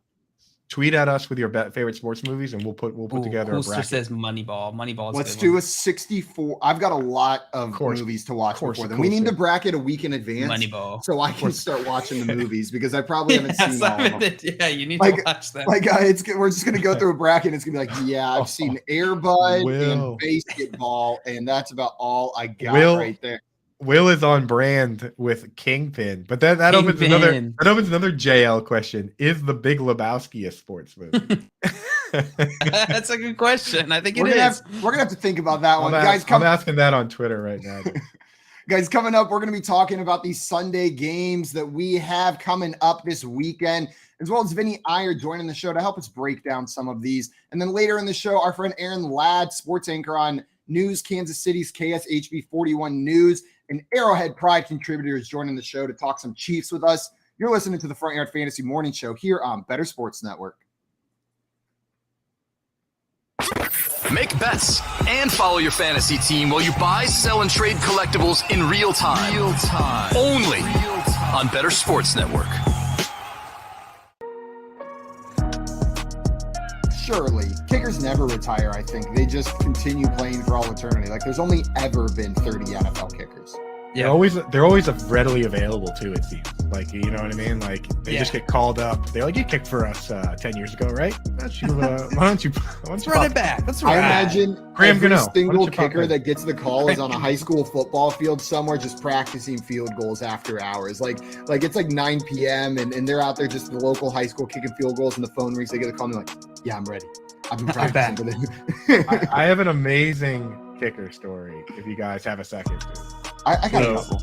The number one all-time field goal kicker is Adam Vinatieri. The next two guys are Morton and Gary Anderson, right? Gary Anderson was a dude from like South Africa that just played rugby and soccer. He just could absolutely boot the ball, right? They bring him over and he does like a tryout and he's just absolutely crushing the ball. And all these colleges are like, dude, we want you to come kick field goals for us. And he goes, I don't even want to play football. He goes, I want to play soccer. He goes, I want to play soccer. He goes, so if I can come to your school and play soccer, I'll also, in the fall, I'll kick for the football team. And Syracuse was like, yeah, sure, whatever. Like, you're on the soccer team. Like, come on. And he went to Syracuse to play soccer, but also kick field goals. And then he ended up being a top 3 point scorer in the NFL all the time. That's ridiculous. And his answer to recruiters was, I don't want to play football. I'll do He's it in like- my spare time. Yeah. He's like, you got a spot for me on the soccer team. Syracuse is like, yeah, we got a spot for you. We don't even care about our soccer We team. don't even care. We We don't have a totally at soccer that spot. Right? They had to like cobble together a soccer team. They're like, yeah, this guy's the captain. Oh my God. It's like Accepted, the movie, but they just like had to throw together a whole fake Somehow- soccer team. Somehow they still got Justin Long. Right? Yeah. Like, Adam Sandler's the coach. And dude, it's imagine they win the national championship. That's a movie, dog. Yeah. Boom! Someone call up Disney. Yeah, we just wrote a movie for you, Disney. This has Disney sports movie written all over. I'm borderline crying right here just thinking about this movie right now. Dude, the story gets even crazier. Like I should have looked it up again, but like it was like a high school coach that went and found him, and then that high school coach ended up being somebody crazy famous that like coached for the Rams. Stay tuned for sports. Talk about your picks, your fantasy teams, and your sports collectibles on Better Sports Network.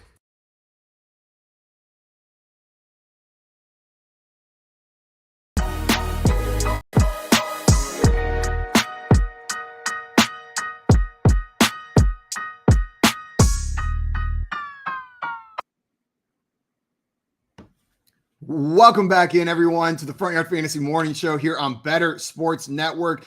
JL had to go watch Airbud real quick, get a quick refresher, but he will be right back. Jimmy in here saying, not trying to plug it all. Dude, plug away. But he's saying they have a podcast called Beers and Bets. Not huge, but we did a similar bracket a few months back. So if you guys want to see Jimmy's movie bracket, sports movie bracket, go check it out on Beers and Bets. If you're a regular here in the chat, dude, plug your stuff. If you're a porn bot out on YouTube, come on. Plug your stuff. Plug your stuff. Plug your stuff. You know, I mean, dude, honestly, though, the porn That's bots like are a triple entendre with a porn bot. Ooh, a bot. You that's- plug in a robot. Plug could be sexual, and plug is in put your porn stuff in the chat. That was just like a JL. Bravo. I don't even know if you meant the rare triple entendre right there. That was beautiful. Yeah, you're Thank Mr. you. Cool Thank now. The dude, the thing is, the porn bot is a regular here. So I guess that That's true. You know, they do have the green light. And I cannot believe that nobody said until we started this conversation like, you know, just after 8. We made it all the way to 8:10 until someone said Space Jam. Space Jam might need to be a 1 seed on this bracket. The original Space Jam. Pretty good. Pretty good. I'm about to get some Pretty hate. good. I That movie is rewatched it. phenomenal. I rewatched it in preparation for the new one coming out, and it was not as enticing as I remember it being. I wasn't like drawn in as much as I was as a kid. I was just like, I found myself getting bored while watching it. Same thing happened when I watched that Peach Dragon movie, where like I remember it being great as a kid, and then I go to watch it, and I'm just a little bit bored. It didn't hold up for me. People can hate me if they want, but You know what's a great love movie? it. What? Field of Dreams. Field of Dreams? That is a great movie. Yeah. Man, we really have to do this bracket over here. Also, we got JB Barry in the chat saying, isn't it crazy that this will be the last show that Coop is Coop before he becomes Andrew Rose this weekend? That is pretty crazy. And Tommy's saying Beautiful this is Coop's bachelor party. Talking movies, quotes, just need some brewskis. Just Maybe we the should boys, break out a dude. brewski at 7 a.m. for Coop's bachelor party right here. That would be 8 that would be 8 fun. We a.m. could tip it somewhere, off bro. of- yeah, it's 8 a.m. for you guys. Coop's like right here, right now where I am. It's 8 a.m. We're ready dude. to go. Also, I saw party Jimmy must have had saying, 100 Bud Lights. Jimmy asking if you guys got a number I could call, send it in here. Unfortunately, we do not have a number right now. The options to call in are over on that app. It's that one button, but maybe we can figure out what's going on with your app while you're unable to download it over there. That's right, Tommy. Guys, I'm immune. I'm immune to Bud Lights now. So I was Beelzebubs. after 100. Those are for hydration purposes. 100%. Basically. Drinking Bud a bunch Lights. of Beelzebubs. Yeah, the Beelzebubs. That's Fate's Iron Coop on his bachelor party, and he's just like, yeah, I'm 17 Beelzebubs deep. You caught me during the hour and a half that I was not in the pool out of 24 hours. So yeah, it's pretty pruny weekend. Pretty pruny. Pretty pruny. That's the way all my best weekends are described, as pretty pruny. You guys, after talking about that game last night for a bit, the Bears Commanders game, I think it's time to talk about a game that maybe we're a little bit more excited about. This Bills Chiefs game going on Sunday at 4:26 p.m. Eastern time. It's kickoff for this Bills Chiefs game. Bills visiting Kansas City. They're 2.5-point favorites on the road. A beautiful 53.5-point over under on this one. Quite a ways from our optimistic 37.5-point over under in yesterday's game. This is looking like it's setting up to be a showdown. But JL, do you think that the Kansas City offense can get it going against this Buffalo defense? Like, are we going to see the shootout that we're expecting, or is Buffalo going to be able to shut them down? No, I don't think you can. I don't think it's possible to shut down the Kansas City Chiefs offense unless you're, what was it, Tampa Bay in the Super Bowl? That was pretty good. They did shut down the Chiefs offense that one time. But mostly, no. Go ahead, Coop. I was gonna say the offensive line is much better now. And now I'll throw it back to you. The offensive line is much better. I think it's much more difficult now to shut down this Chiefs offense, despite the Bills having a fantastic defense. So I think this will be a high scoring game. I would take the over in it.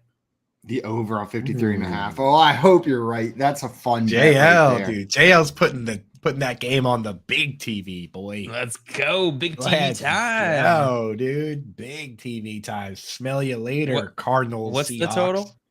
53.5 Jail said, "What's the total?" After he said he's taking the over. I thought it was 53.5, but then I was just It's like the highest. Sure. It's like the highest. What are we talking about again? Highest over under the entire season. Jail confidently takes the over without even knowing what it is. Let's go, dude. Put that on the jumbotron.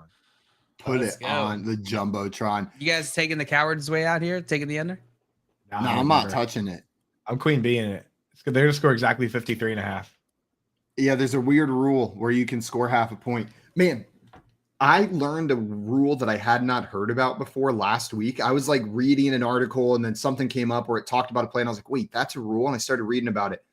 In the last 2 minutes of a game, the offensive team cannot progress the ball from a fumble recovered by a different player than the one who fumbled it.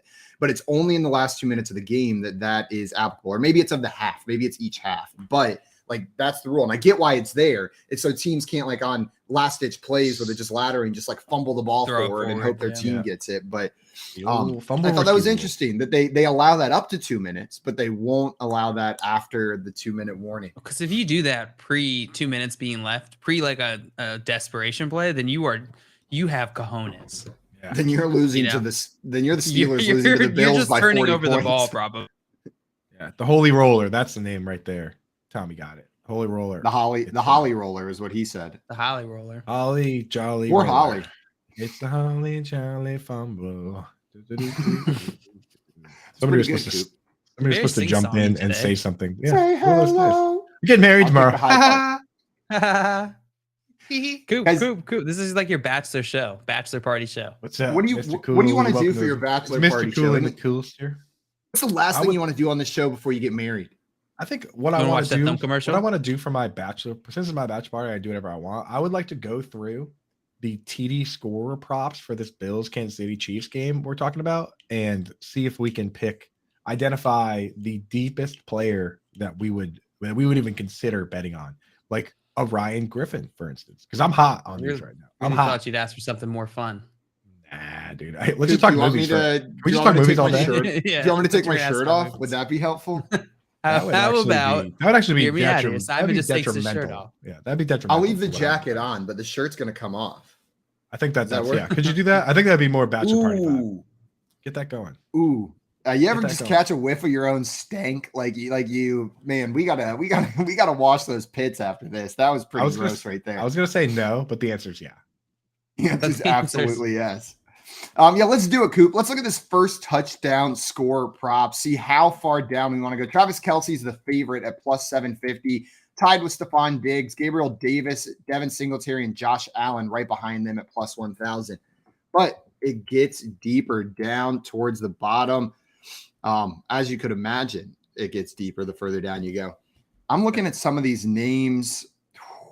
I had a name in This is mind. spicy. I had a name in mind that I was like, oh, perfect. But before I looked at it, I was like, I'll request this because I already have a name. But the odds are too high on the guy that I thought I was being sneaky with, which was Quentin Morris. He actually ran like 30 routes last week with Dawson Knox out, but he's plus 2,000. That's it. Like, there's definitely like Patrick Mahomes QB sneak is plus 3,000. I think I would bet on that before I bet on Quentin Morris. Yeah, for sure. Sky Moore, 4,500. Yeah. Dude's hard to Buffalo play. defense, Not 4,600. great. Chiefs defense plus 5,500. Yeah, Yeah, it's that not kind bad. of the Chiefs defense being that deep kind of ruins the whole thing. Reggie Gilliam, dude, fullback tutty. Michael Burton. No. Here's where I'm Who going. is that? I'm going with a guy who's had a rushing touchdown for this team. He's already matched his target total from last season. Last season, he only had 10 targets. He's already hit that this year. Know what I mean? It's only Jody out from here. Fortson. Noah Gray. Noah Gray, I will take as the first-time touchdown scorer. We've seen them use him on the goal line, right? Like as a back. So it's not preposterous that they get down there and then they plug in Noah Gray for the touchdown. That's where I'm going to go. Dustin. And Noah Gray is sitting at plus 4,500. So that's Dustin asking where's Khalil Shakir at? He's at plus 2,400. That's According to not a bad FanDuel one. Sportsbook. Yeah, no, that's too. But again, you can't go with that over Patrick Mahomes rushing touchdown. at plus 3,000. I'm making my final answer Noah Gray plus 4,500. I like that. That's enough juice behind it that I'm willing to take that shot. Cooper, you going with Patrick Mahomes plus 3,000? Yeah, I think that's the deepest I'd go, man. Unless you're going to play the defenses, but that is lame. What So we give me- should do when we do this is we should like kind of keep score, and you get points based on like how, like based on the odds, right? Like if it's plus 3,000, Coop, maybe you get 3,000 points whenever it hits. But if it's plus 4,100, and we set like a minimum threshold that you have to pick, that way someone's not just picking those like plus Yeah, you have to 750 pick guys every something. single week. I think anything over plus 2,000 is legit, right? Yeah, I'm down for it. So We're I'm all going with long Noah shots. Gray. You going with Oh, Patrick well- Mahomes? Well, if I can take anybody that's plus 2,000, I will go with my boy Quentin Morris. Quentin Morris for Coop. JL, what about you? Where are you going on this? Plus 2,000 or more? I will go with let's go with Buffalo defense. What the hell? Buffalo defense. What are they at? What are they sitting at? They're Plus sitting at plus 4,600. 46. Oh, you just had to show me up by 100. Plus 4,600 If for you're going to JL. pick a defense, why not go big with the Chiefs defense? Get that extra Ah, kick. I think I that's. didn't, I think I it's didn't more think likely about it Buffalo that to way. get it. JL says, ah. Ah, Yeah. That's a pretty good Ah, analysis. Very I wasn't good. thinking about it that way. Tommy said, Noah way. Noah way is Noah Gray going to I like score. that. I like that, Tommy. Ha, ha, ha, ha, get ha. in line behind Craig, Tommy. Yeah, you guys. Who do you guys What'd think wins get? this game? Who's coming What'd out you on get? top in this one? You get Jordan Loop in here with those three, and the puns would just be off the rails. Just absurd. Who do I think is what? Who do you think is going to win this game? Who's the winner of this Bills Chiefs game? What's the score? I don't know. That's radio, folks. That's a strong answer. That's radio. I think I'm I gonna think go the with Bills. Bills. The Bills win. Yeah, I think the Bills are a better team. I think they win. I think they win 31-28. That was very close to where I was going on that one, Coop. I think the Bills win as well. I think they cover. I think they're going to cover that 2.5-point spread. And I'll go with 34-27 is going to be my final score. You little minx, because you took one of mine. I'm going to go 34-31 Bills. Nerd. So we all picked the Bills to cover. Every single one of us picked the Bills to cover that 2.5-point spread right there. And did most of us take the over? Yeah, we all did. What's 34 plus 27? I don't know how to do math. 61. Oh, yeah. That is definitely over. Wow. I probably should have been able to just like Oh, see yeah. that by looking at those numbers, right? That was a pretty easy head math, and I just fumbled it. Head math. Head math. Should have been some head Adam math. saying Bills 38, Chiefs That's like- 35, even the more over. The over. That's like bowling score math. I mean, we've seen a game this year go to 48-45. So at this point, no scores are crazy. Yeah, and That is also insane. 12-7 was a really exciting score line. That was, I mean, you know what? But I guess the 12-7 game was better than the 12-9 game we got last week. Like at least Hit there the were the under. there were some touchdowns. There was a chance to win the game on the last play. Like there was some excitement in this game, but in the 12-9 game, it was just pain. There was some excitement towards the end of the 12-9 when it was like game. 9-9. Yeah. Yeah, when it was 9-9. Now that was the least exciting tie at the end of regulation that has ever existed. Just there's never been a less interesting. Hey, it got tie. ask Keith. Keith was sweating it out. It got a little crazy there.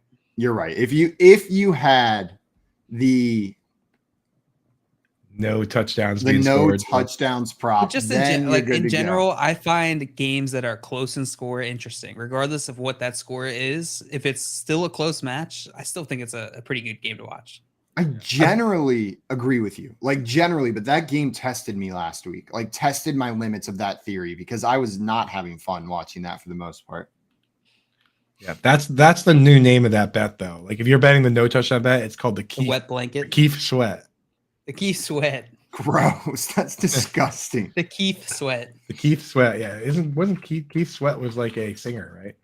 That sounds right. Yeah. And Kevin said the last 2 weeks of football on Thursday have set football back 65 years. I'm holding Jeff Bezos personally responsible. Like, honestly, he should probably give me like 3 free months of Amazon Prime for each of those games, I think, just as like a favor.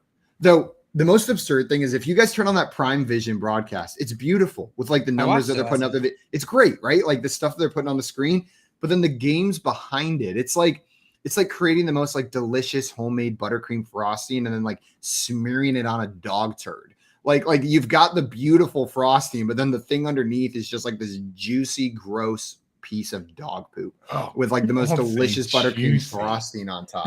Why do you say juicy? Don't say that, dude. Because there was some juice to that game last night. It came down to the last minute, but like Prime Vision, That's true. beautiful. And then the game, not so great.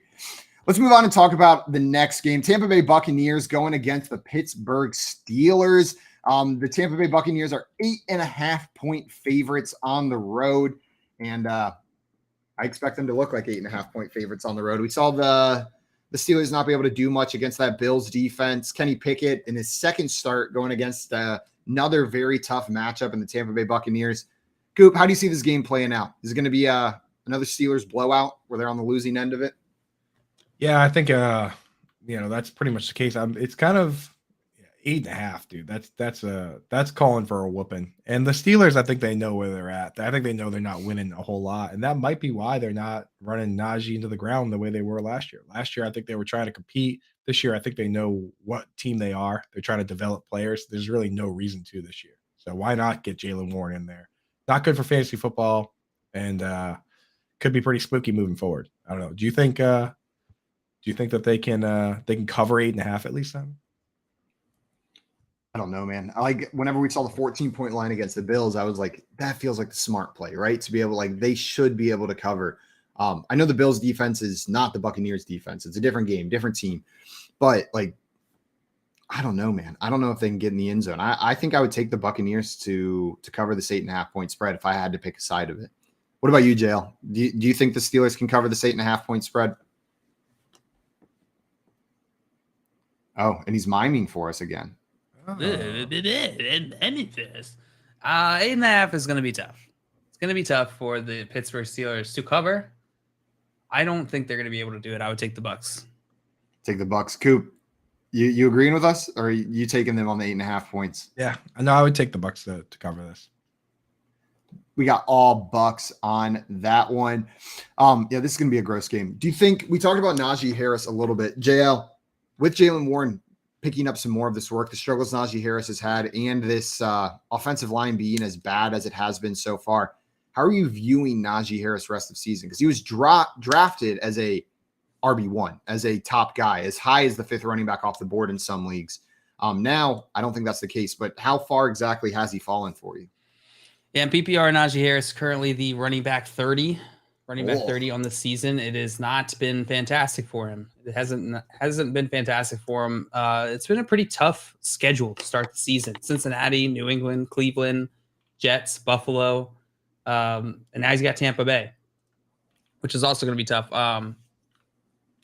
Gets a little bit easier for him a little bit later in the season, but not substantially. So yeah, I think we need to adjust our expectations here. Najee Harris, he's getting a decent amount of opportunity, but that offensive line is just so bad. Yeah. So bad. I always wonder what level of communication there is. And obviously it's going to be different between every team, but some of these teams clearly are setting up to lose. For instance, you look at the Lions last year where they let a bunch of guys leave to get comp picks. They let all their they specifically let their guys leave and then didn't sign anybody to multi-year guaranteed deals to collect those comp picks for Kenny Galladay, for Marvin Jones, for Jamal Agnew. They got one for. They got one for the kicker, Matt Prater.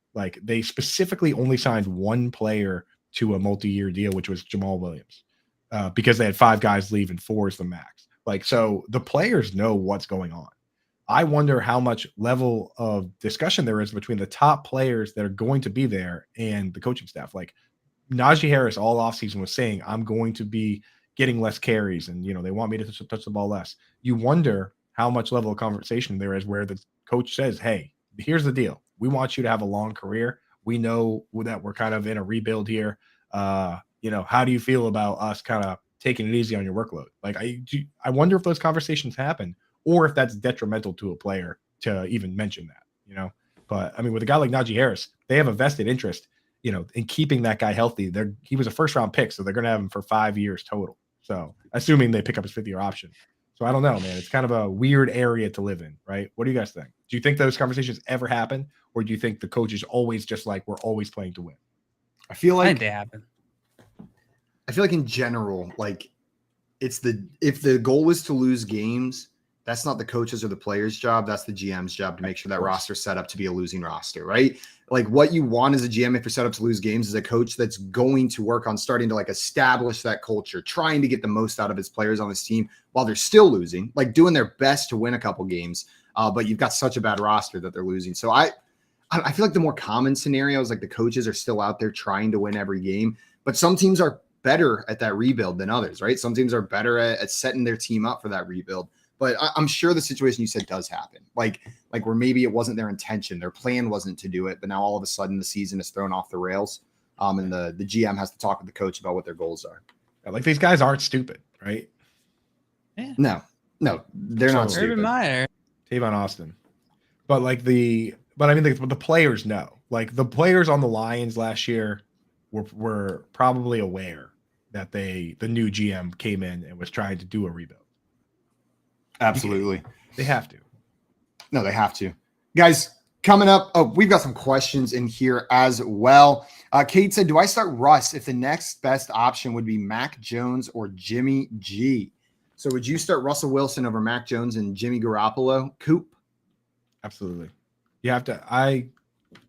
You can't bench Russell Wilson for Mac Jones. And I'm a Patriots fan. I mean, he already had zero mobility and now he has a high ankle sprain. Like there's no upside in starting Mac Jones. I still have Russell Wilson ranked somewhere like 15, 16. It's not like he's terrible. It's not like he's. I'm okay starting Jimmy G over Russ this weekend, just because he has Atlanta. He's got the Atlanta Falcons, which is a really easy matchup. These guys are close enough for me, but I'm fine if you want to start Russ over Jimmy G or back to back. Guys, coming up, we'll hit the rest of these questions right after this break with the help from our friend Vinny Iyer, who's going to be joining the show with us. You're listening to the Front Yard Fantasy Morning Show here on Bettor Sports Network. Bettor Sports Live with Rick Kamla. He went to Denver to swindle a desperate franchise out of $250 million. That's what Russell Wilson did. He went to Denver in the great state of Colorado and bamboozled them all, including me. And now he is just bilking $250 million from these people. These poor people, they don't deserve this. Totally on board with the decision to bring on Russell Wilson. Totally on board. I don't regret it to this day. Absolutely the right move. Bold, aggressive move, make a big trade, pay him all the money, bring him in. Now you're in the Super Bowl fast lane. Let's go giddy up Peyton Manning style. Russ is the one who has not held up his end of the bargain. This is on him, and I am looking at him completely differently right now. The Playbook with Fensty and Ronis. Weekdays at 5 Eastern. I wasn't going to mention it. I wasn't going to bring anything up. Grounded slowly to third. Manny charges his. Now plays the hop. Throw to first is in time. And the Padres have not only captured the moment, they have captured the wild card series. Really sucks when it comes to our New York Mets. They lost. Joe Musgrove's ears were pretty shiny, but whatever. They found nothing growing, and just like that, 101 wins out the window. Yeah, I mean, disappointing performance to end the season. They played their worst baseball over the last month. They didn't do much at the trade deadline, which came back to hurt them all year. I said it was imperative that they win the division because of what happened. You put yourself in a 3-game series now where, you run into a team with good starting pitching like the Padres with Yu Darvish and Musgrove dominating, and this is what happened. So definitely a disappointing season, at least the end to the season, and they didn't come through when they needed to. They needed one win in Atlanta in the 3-game series. They didn't get it, and they showed up Saturday and did not show up at all last night. Just one hit, just really bad, man. So I want my refund for the divisional round because I did get tickets. And then they tell you, you're not going to get your refund until 3 to 4 weeks after the conclusion of the postseason. Really? 2 months? Come on, give me my money now. You're not playing it. Give me my money back. Maybe they have net 60 or something. No, man, just give me my money. You're not playing. I want my money back. Yeah, don't worry. Shouldn't have to wait. You'll win it back with your fantasy basketball league anyway, Ronis. We know how it goes, okay? We know how it goes. Bettor Sports Network is betting, fantasy, collectibles. It's sports talk done better.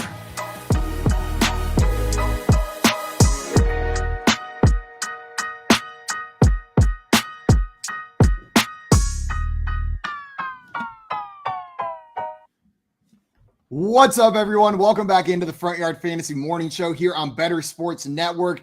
Joining us right now is our great friend, Vinny Iyer. For those of you that do not know Vinny is an NFL and fantasy football writer over at Sporting News and a host at Locked On Fantasy Football. Vinny, thanks so much for joining the show today with us, my man. Yeah, thanks for having me again, guys. So I heard you guys were talking about sports movies. Oh, so yeah. You got a favorite sports movie, Vinny? It's hard because I've got a lot of them that I like, but I still like Bull Durham. It's one of my favorites. Bill Durham. Yeah, Bull Durham. it's just fun. It has a little bit of everything in it, so can't. That go might wrong be with it. that might be the most critically acclaimed one of them, right? Might Like be. that one's up. Field of Dreams obviously up there too, but yeah, that's a good movie. You're going to make Joey happy with that one. Our friend Joey Wright with FYF. Dude, Joey messaged me immediately. And I was just sitting here thinking while we were talking movies, how Joey's going to just give me grief that he wasn't here listening for the movie talk.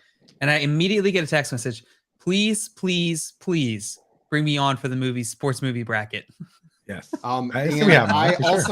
Anyone can call in. Like if you have a movie that you like, we keep saying this. We'll put you on, dude. Joe, what time did you get that text message? Okay, at 8:16 Eastern time, I got a message that said, please bring me on for the sports movie bracket. I will clear my morning, is what he said. Okay. I got a second text after that. He said, I will clear my morning. And Joey said, Bull Durham is the pinnacle. Joey, don't worry. We are not doing the bracket today, but we will make sure we get you up there for it. And Vinny, Joey endorsing your pick right there of Bill Durham. That's good. Hey, no shock to everybody here. I've never seen Bull Durham. I have not seen that movie. I got to watch it. Vinny, give us one more. I do like, I can give you a movie in each sport. I do like Hoosiers quite a bit. I actually kind of like an old school movie called Breaking Away. It's about bicycling. I know it sounds weird, but it's got a lot of good storylines. I think it happens in Indiana, and all these guys start trying to race like European cyclists. It's kind of funny. It's good. Dennis Quaid. Quaid in that movie. Dude, Safety might be one of my favorite sports movies. My favorite bicycling movie is E.T. Yeah, that's a good one too. What about Eddie's $1 million in the basket there? Dude, Eddie's $1 million cook-off is underrated. All right, that's what I was bringing up. What about Eddie's I just said it as a real movie, JL. Nobody make fun of it.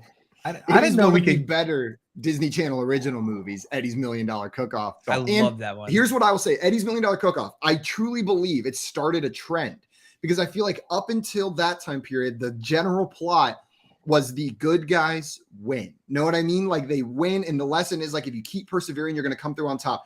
Eddie's $1 million cook-off. Spoiler alert! If you haven't seen it, it started the trend of like it's okay to not win, right? Like he didn't win, but it was about the friends he made along the way and the journey, and like even though he wasn't the winner, about the recipes, right? Like, and then after that, I feel like we started seeing that a ton more. Where like it's not always the hero winning the sporting. Is he done with the spoilers yet? Yeah, he's done. Something tells me the bad guy wins. No.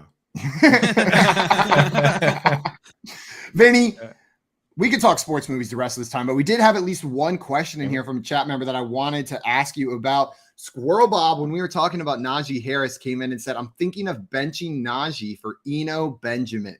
Would you play Eno Benjamin this week over Najee Harris, Vinny? I would definitely think about it. I mean, let's just make sure that we're out on James Conner and Darrell Williams this week. It looks like it's trending in that way. But if Benjamin's getting the majority of carries against the Seahawks, we saw what happened last week. Alvin Kamara and Taysom Hill. I mean, that's money in the bank there. Why would you try to force Najee Harris in a really bad matchup there against the Buccaneers? It doesn't make any sense. He's not playing really well. And the matchup is bad, and Eno has a beautiful matchup, and suddenly he's going to get all the touches, the significant touches. I think you'll see a little bit of their younger backs, but Keontae Ingram is now the backup if that happens. But when you look at it, Eno Benjamin is set up for a big role. They really like him, so I think he's going to get some significant carries. In fact, I'm starting a backfield this week of Ken Walker and Eno Benjamin. Oh, I'm proud of it. That you should be proud of it. Vinny, I have a very similar one. I've got Ken Walker and Brian Robinson in my Scott Fishbowl lineup this week as my two running backs. It's right there with you, but I'm with you. As weird as it is, I think the correct answer is you start Eno Benjamin over Najee Harris this week. It makes sense.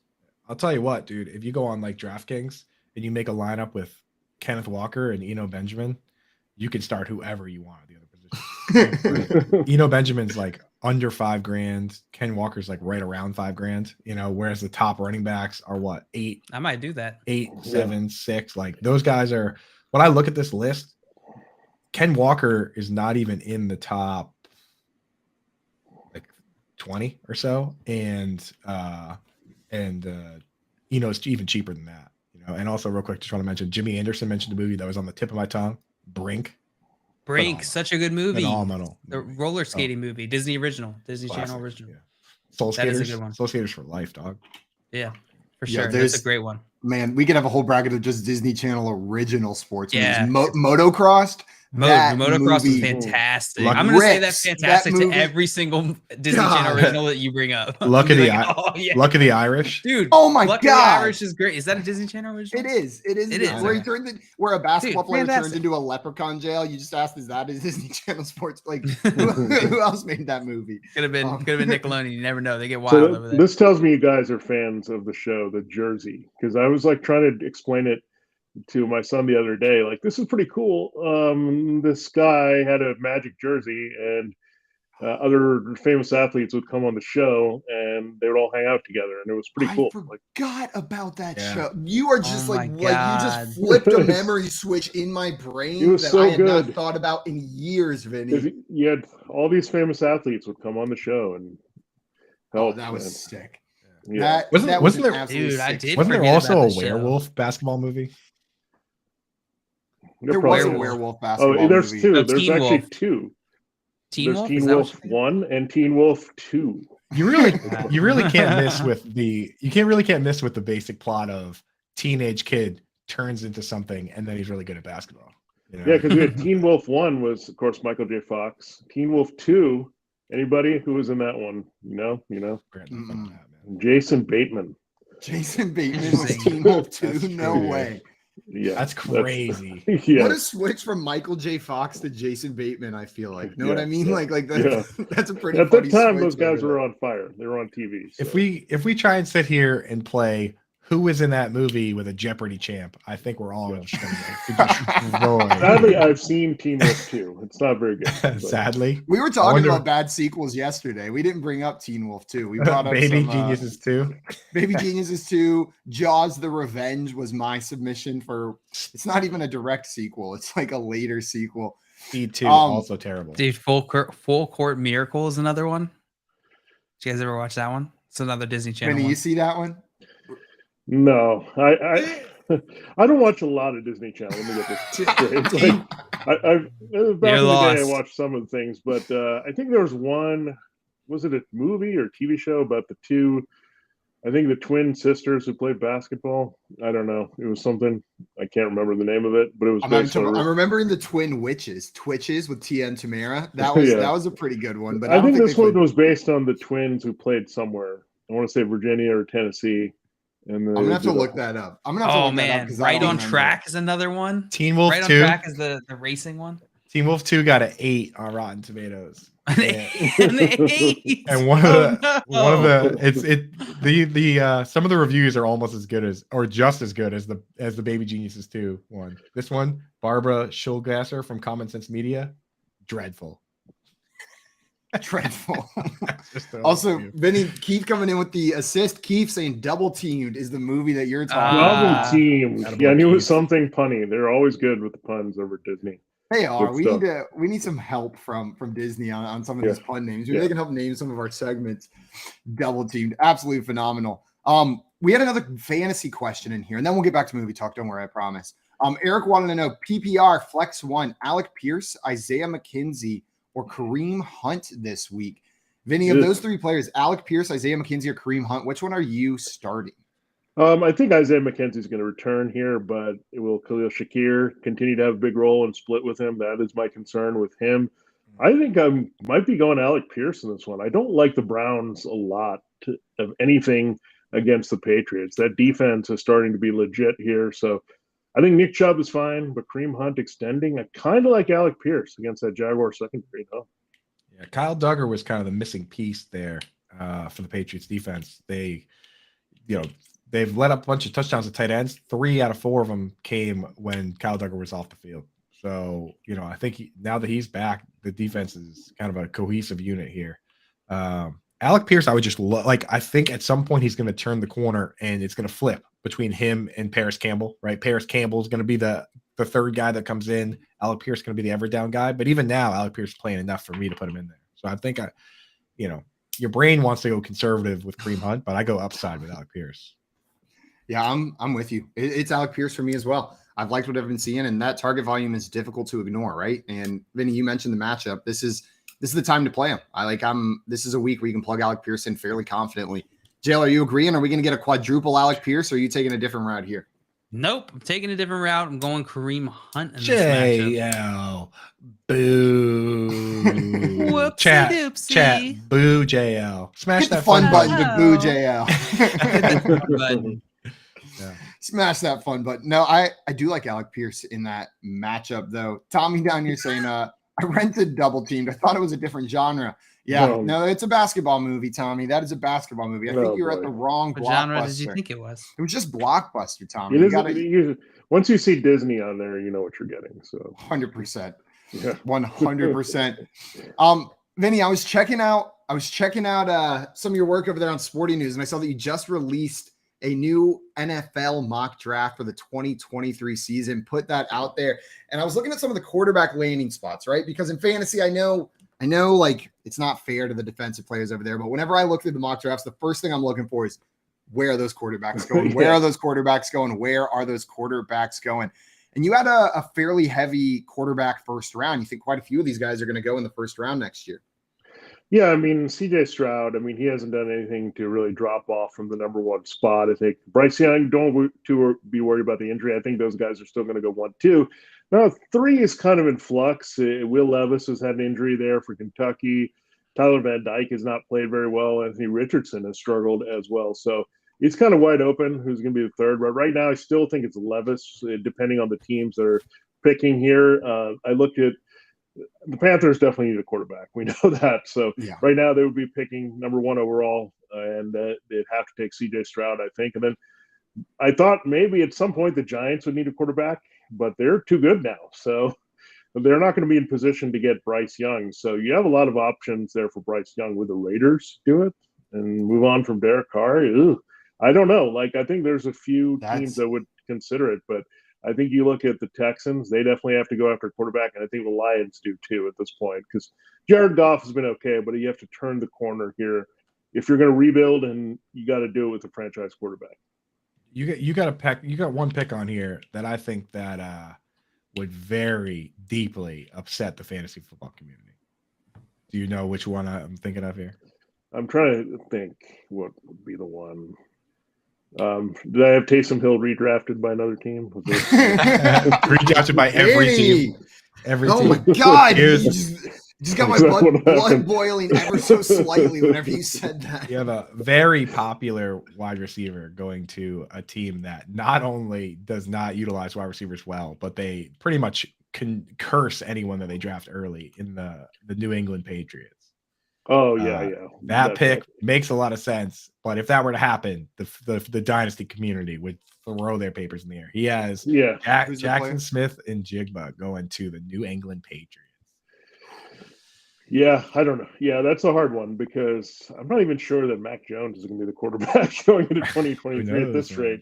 Yeah, I don't know what the Patriots are thinking. Yeah, that's the one. Yeah, Patriots running backs or wide receivers typically not great, but this year I got to say there's some clarity here. Ramondre Stevenson is the number 1 with Damian Harris out. Jacoby Myers legitimately impressed me last week. This guy couldn't score touchdowns. He wasn't like a high upside play, but all of a sudden he looks pretty good. I think they've kind of wrote him off as just, okay, he's a slot guy. He's the best of what we got, but they try to get Devontae Parker and Nelson Aguilar, and then Tyquan Thornton got hurt. So it's set up nicely. And Jacoby Myers had a really nice game last week. He's flying under the radar as a real, I think, viable, maybe wide receiver 2 here the rest of the year. Absolutely, man. He runs those like I said it yesterday about this player is that, we say all this stuff about the spreadsheets and stuff, but then when you watch the game, it always boils down to the same thing, getting first downs. And this guy can just flat out get open. I don't know what it is. He's not fast, right? He's not big, but he just can create separations with those timing routes and gets open. And that's why he gets peppered with targets here. So like you said, he's not going to burn anybody. He's not going to score a ton of touchdowns, but he's about as safe as it gets, right? I have a hot take here, but I think I'd rather have Bailey Zappi in there. I think this kid at least is aggressive. Like, I know where he came from. I mean, you look at the film from Western Kentucky, this kid likes to throw the ball. And Mac Jones is kind of a caretaker. I mean, I'm a little surprised because Mac Jones maybe lifted by having elite receivers and elite offensive line at Alabama, maybe a bit inflated with his value in that 1 year. Because I don't see, even though Mac Jones had that big year, I don't see anything that tells me that it was Joe Burrow in that LSU offense, right? They look completely different with Mac Jones. So I'm not so sure that Bill Belichick's committed here to Mac Jones completely. And it's not just him just shrugging this off. I think this could be legit here. If Zappi plays well and they beat the Browns, I mean, it's hard to make that change because Mac Jones was turning the ball over pretty regularly early in the season. So it'll be interesting to watch here. He didn't do last year, right? Like he had the second highest completion percentage of a rookie all time. But I think you're right. Like if Mac Jones comes back and gets a chance again, no more conservative Mac Jones. He's got to start firing around because Bailey Zappi, 29-0. Look out, dude. Next, this guy behind me here. I did not have Tom Brady, dude.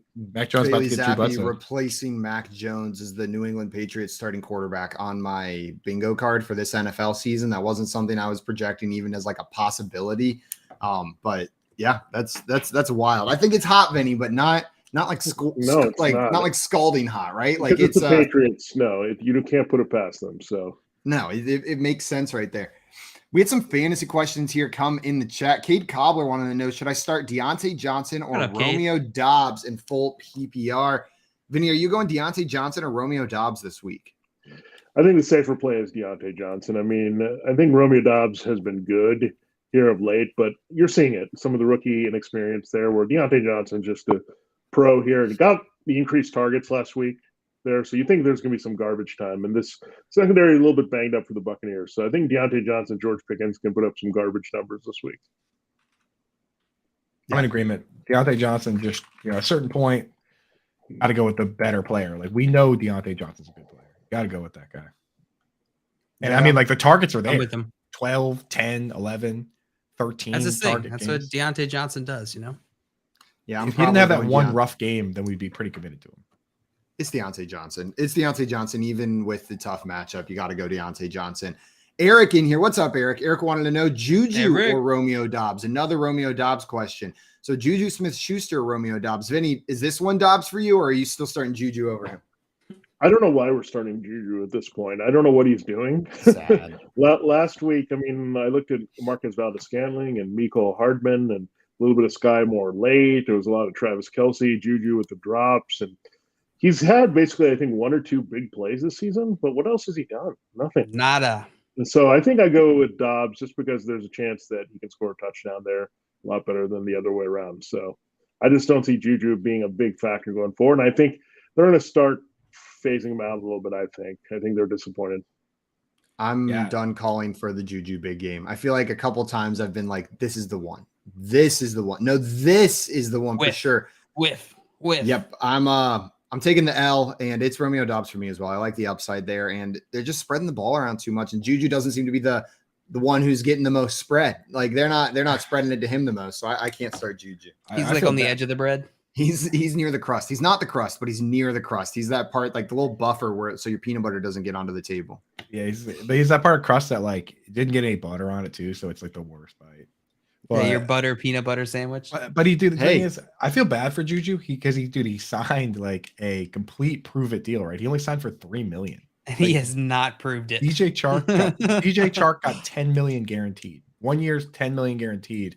And Juju took 1 year, $3 million to prove it. And he, like Jail said, hasn't proved it. So, ouchies for sure. Yeah, he should have just signed for $20 million, and then he'd be playing like Christian Kirk, right? That's all you have to do is sign a $20 million contract, and then all of a sudden you play better.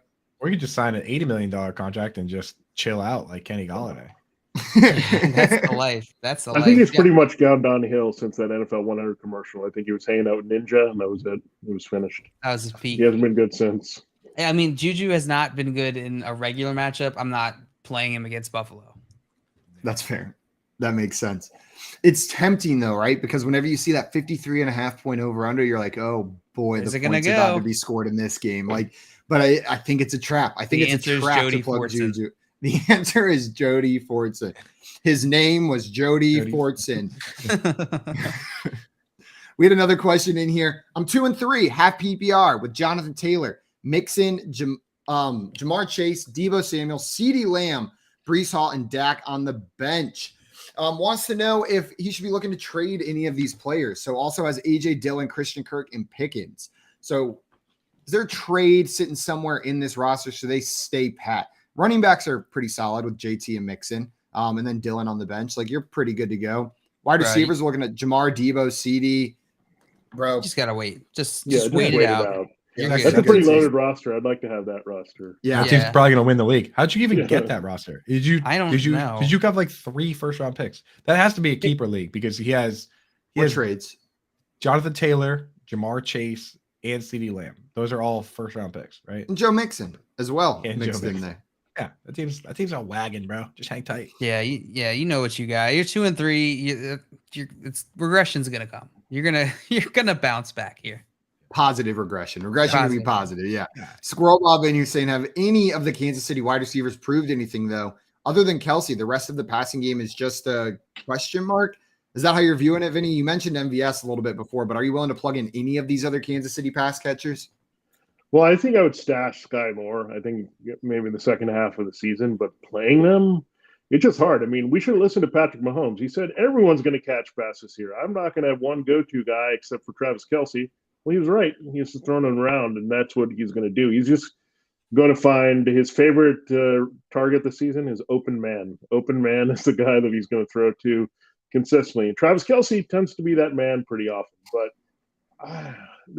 I think they'll unlock Sky Moore at some point. And they're trying to get him a little bit more involved. If you notice, they put him in the second half of games, right? He kind of gets his reps there late. So I think they're still trying to get to the point of trusting him as a rookie. And once they do that, I think you'll see him more in the second half. I think Squirrel Bob, the question was, have any of the KC wide receivers proved anything? Yeah, I think they've proved. I mean, Mecole Hardman proved that he stinks. Yeah. I was gonna literally say the same thing about Juju. Juju's proved that you can't start him in fantasy football. Mecole Hardman, if you're looking for one catch for 4 yards, Mecole Hardman, get him in there. He's your guy. Lock him in. And a couple passes, you're like, oh, if you would have just caught that one, it would have been a great fantasy week. That's the Mecole Hardman special. I feel like you get a couple of those every game as well. Tommy's saying I could see them using Pacheco more. Yeah, it looks like they're trying to get both their rookies a little bit more involved, right? Like Sky Moore and Isaiah Pacheco. Do you think there's a potential for like a second half surge for Pacheco in this offense as a back for the Chiefs? I mean, there's something to look at there, but I think they have very specific roles, right? I mean, I think Clyde Edwards-Helaire's in there as the red zone guy. They have Jerick McKinnon getting some key touches, and then you got Isaiah Pacheco. I think we're so desperate to get something out of the Chiefs. Like saying this offense is amazing, but the only guys we can start here are Patrick Mahomes and Travis Kelce with full confidence. I mean, Clyde Edwards-Helaire you can start, but if you don't get the touchdown like you didn't get last week, it's not going to be a good result for you. So I think people are just frustrated and desperate, looking for something. Chiefs, give us something. They're used to them having so many good fantasy assets, and they only have 2 that you can play in week in and week out with confidence. Kelce and Mahomes. Yeah, and still we're looking at this as one of the best offenses in the league, right? Like we still fear the Chiefs offense whenever it's going up against the defense, yet it's Kelce and Mahomes, Kelce and Mahomes, Kelce and Mahomes. Yeah, I think the biggest thing is you just have to look at an offense, and this is the thing we try to balance out in fantasy. Do you want a lesser offense that throws to fewer people, even though there's not going to be as many points and yards to go around? Or do you want an explosive offense with a lot of different guys? There's going to be a bigger pool of yards and points, but the big pool of players is different. So that's why you kind of look at target share, opportunity share, all those type of things there, and track those a lot because it's easier. I mean, the Vikings are a team that we know what's going to happen, right? It's Justin Jefferson, a lot of him, a little bit of Adam Thielen. maybe an Irv Smith or KJ Osborne does something in a week, but it's three guys that basically touch the ball consistently: Jefferson, Thielen, and Cook, and then everyone else is kind of there. But the Chiefs, when you have a lot of mouths to feed, it's tough for fantasy, even if you've got an explosive offense. Absolutely. JL loves Irv Smith, so he's so happy to hear you say that name out loud. It's his favorite player. Irvy. Oh, Irvy, JL's number one favorite player. Irv falls into a big group of tight ends that just like would be interesting if they played more than like 50 or 60% of the snaps, right? Like Robert Tunyon's in that group too. Like these guys just don't play. They don't play the full game. So you can't trust those fellas. Yeah. Kate had one more question for us. Asked, I'm in a 12-man league, 3-2, and he has McCaffrey and Saquon Barkley. Want to know if he should try to trade one to help with his other positions. Has Russell Wilson at quarterback, Sutton Deontay and Godwin at wide receiver, and Ertz at tight end. Man, you're gonna have to get a haul to trade away one of those two guys. I'm probably, if I'm you, just rolling with the best running back duo in your league. Like that's an advantage every single week that you have over your league mates is having Saquon Barkley and Christian McCaffrey. I'm not making a move. What about you, Vinny? No, that's hard to even fathom to have that the backfield. And I would be hating on these players if it was the preseason, but they've stayed healthy so far. So I think you just have to watch that, is that maybe create some depth there just in case, because the wheels could come off with either one of these guys at any given moment, given their injury history. We saw it with Rashad Penny, right?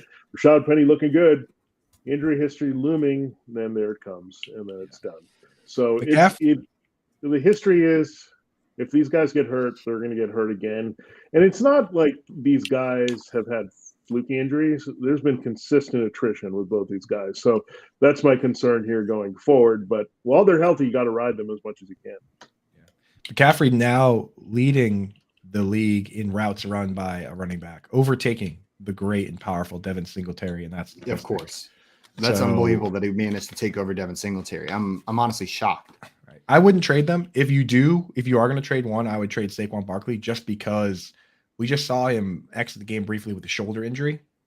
It's already kind of right there. You know what I mean? Like a lot of these injuries, are partial tears, like a sprain, partial tear, right? It's like anytime that starts happening, you have to worry about, one more hit to that shoulder. And then now all of a sudden it's a serious injury. So if I'm going to trade either of those guys, it would be Barkley. I mean, would you guys go the other way? No, I'm with you. I think what's more important for me in this question is, what does your depth look like? What does your bench look like? Because I see, just based off your starters, like, yeah, you could use some more strength at the wide receiver position. Godwin coming back should be a boon for you. That's great. You could upgrade Ertz. So I could see balancing out this team a bit by trading one of these guys. But it's really like the way you do that is going to be dependent on where you have depth. If you're trading away McCaffrey and Barkley, who is behind them, right? Who's filling in that spot? Yeah, like you got someone serviceable sitting there. You got Tony Pollard, or are you sitting there staring at Zamir White as your next running back up? That's gonna right. change things drastically. I'm with you, JL. Vinny, before we let you go, we had one more question from Tommy in here for you. He wants to know, who is your team upset or breakout player of the week? Do you have an upset looming, or a player that you think is going to smash this week?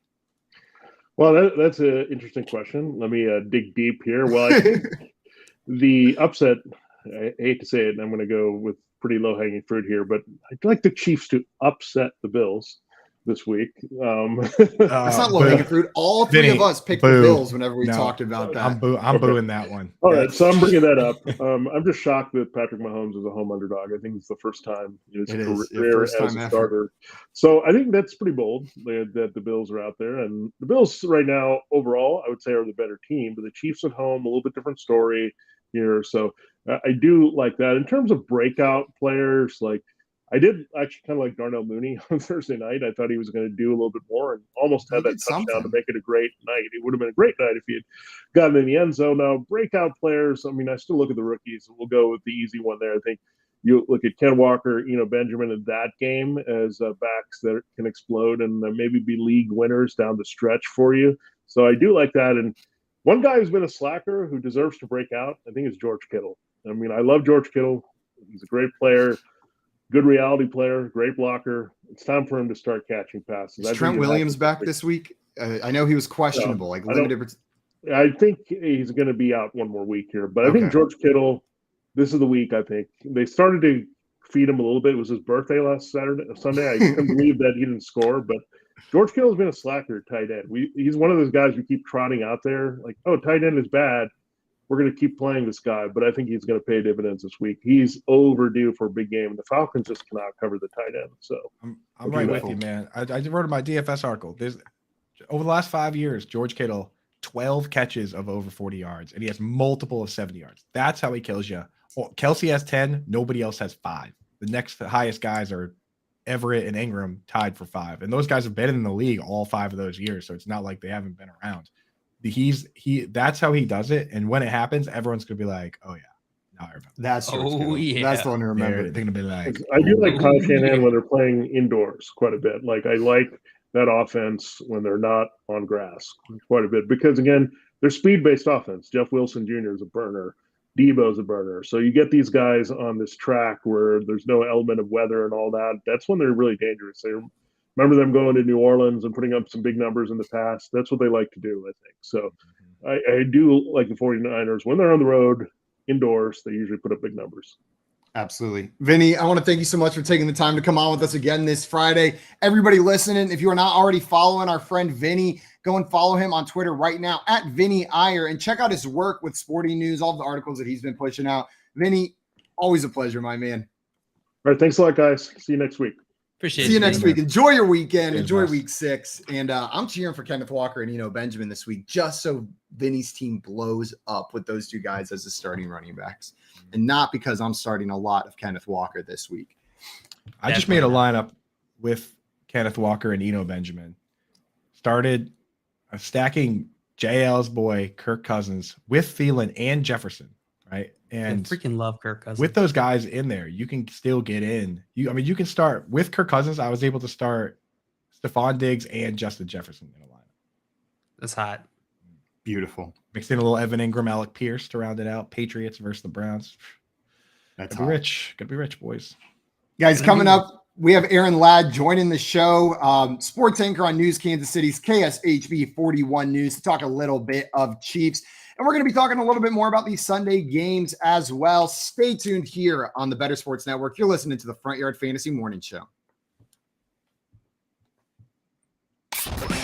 Corey, Nando, and friends. Presented by Mayo Media on Bettor Sports Network. Offense is down this year, Nando. Yeah, it is. Offense is down this year. Definitely. Offense has been problematic this year. There's a lot of teams in the NFL that struggle offensively. Let me look it up right now. Geno Smith right now is QB6 on the season. I can buy that. I can buy that too. What's in the top 12 right now, Nando? Yeah. This is going to blow your mind.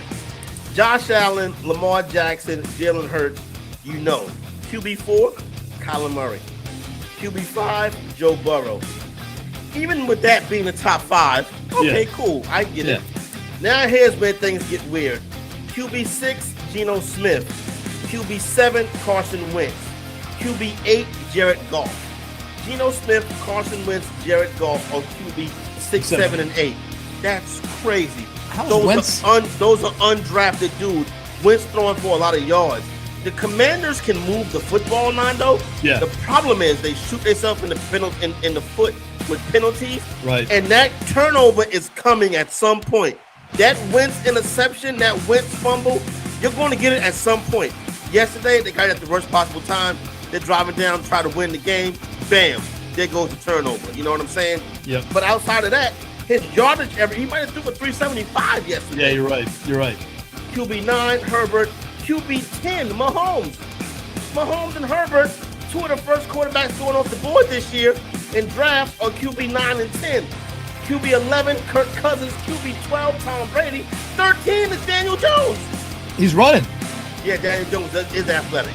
He is athletic. That was one thing that Jones does have with his game. He's running through injury. Yeah.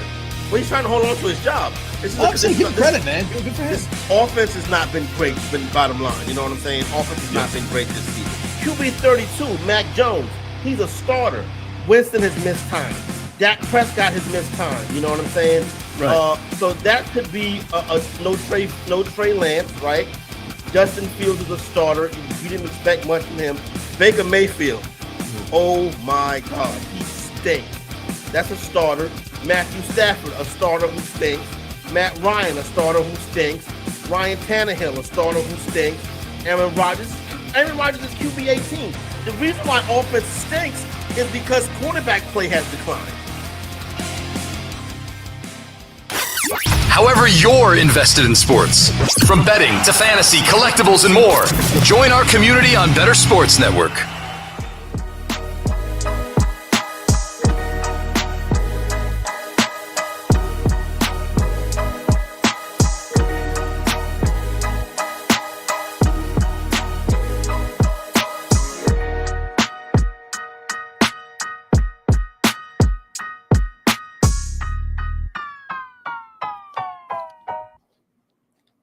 Welcome back in, everyone, to the Front Yard Fantasy Morning Show here on Bettor Sports Network. We just had our friend Vinny Iyer from Sporting News on. Go and give him a follow. The link is in our YouTube chat as well, and he's on Twitter at Vinny Iyer. So make sure you're following our friend Vinny. We had a couple questions come in that I wanted to make sure we were answering, guys. The first one from Brendan wants to know, how do y'all feel about ETN this week? How do y'all feel about ETN this week? JL, how do y'all feel about ETN this week? Feel pretty good about ETN this week. I think he's in that RB3 category. The matchup is pretty neutral going against the Indianapolis Colts this weekend. Total is set at 42, and the Colts are favored to win by 2 points, meaning Vegas is semi-neutral, maybe slightly on the Jacksonville side. If all things were neutral, if this wasn't a home field situation. So I think ETN's fine. I think he's RB3 this week with RB2 upside. Yeah, I'm with you, Jay. It's Totally agree. I got him in that same group with like Kareem Hunt, Tony Pollard, the guys that are splitting, but they look good and they're guaranteed to get some touches, Yep. It's he's not a must start, but he's a guy you can start. You know what I mean? Like, I'm totally fine plugging ETN, and he's a startable player. If you've got great running backs, maybe you don't plug him in, but he's in that like flex category, RB3 category, like you guys were saying. Eric down here says T. Higgins DNP for the second straight week. I'm imagining that's what he wrote. I hope that was like an autocorrect, like you type. I'm imagining Eric just like types T all the time, and so he typed T and it autocorrected in his phone to T.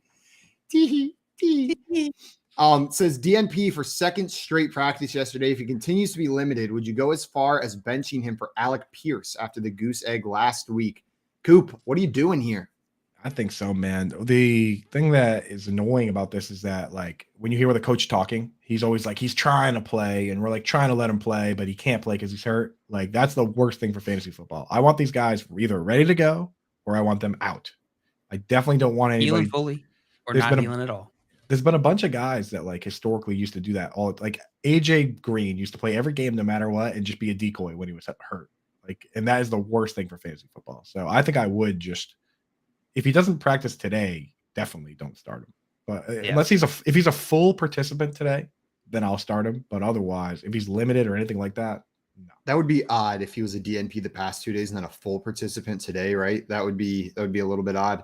We'll keep an eye on it. Tyson, similar question, says, if Higgins doesn't play, do I start Drake London, Pollard, or Mike Boone? So London, Pollard, or Boone in this one. JL, which one of those players would you be throwing in your starting lineup?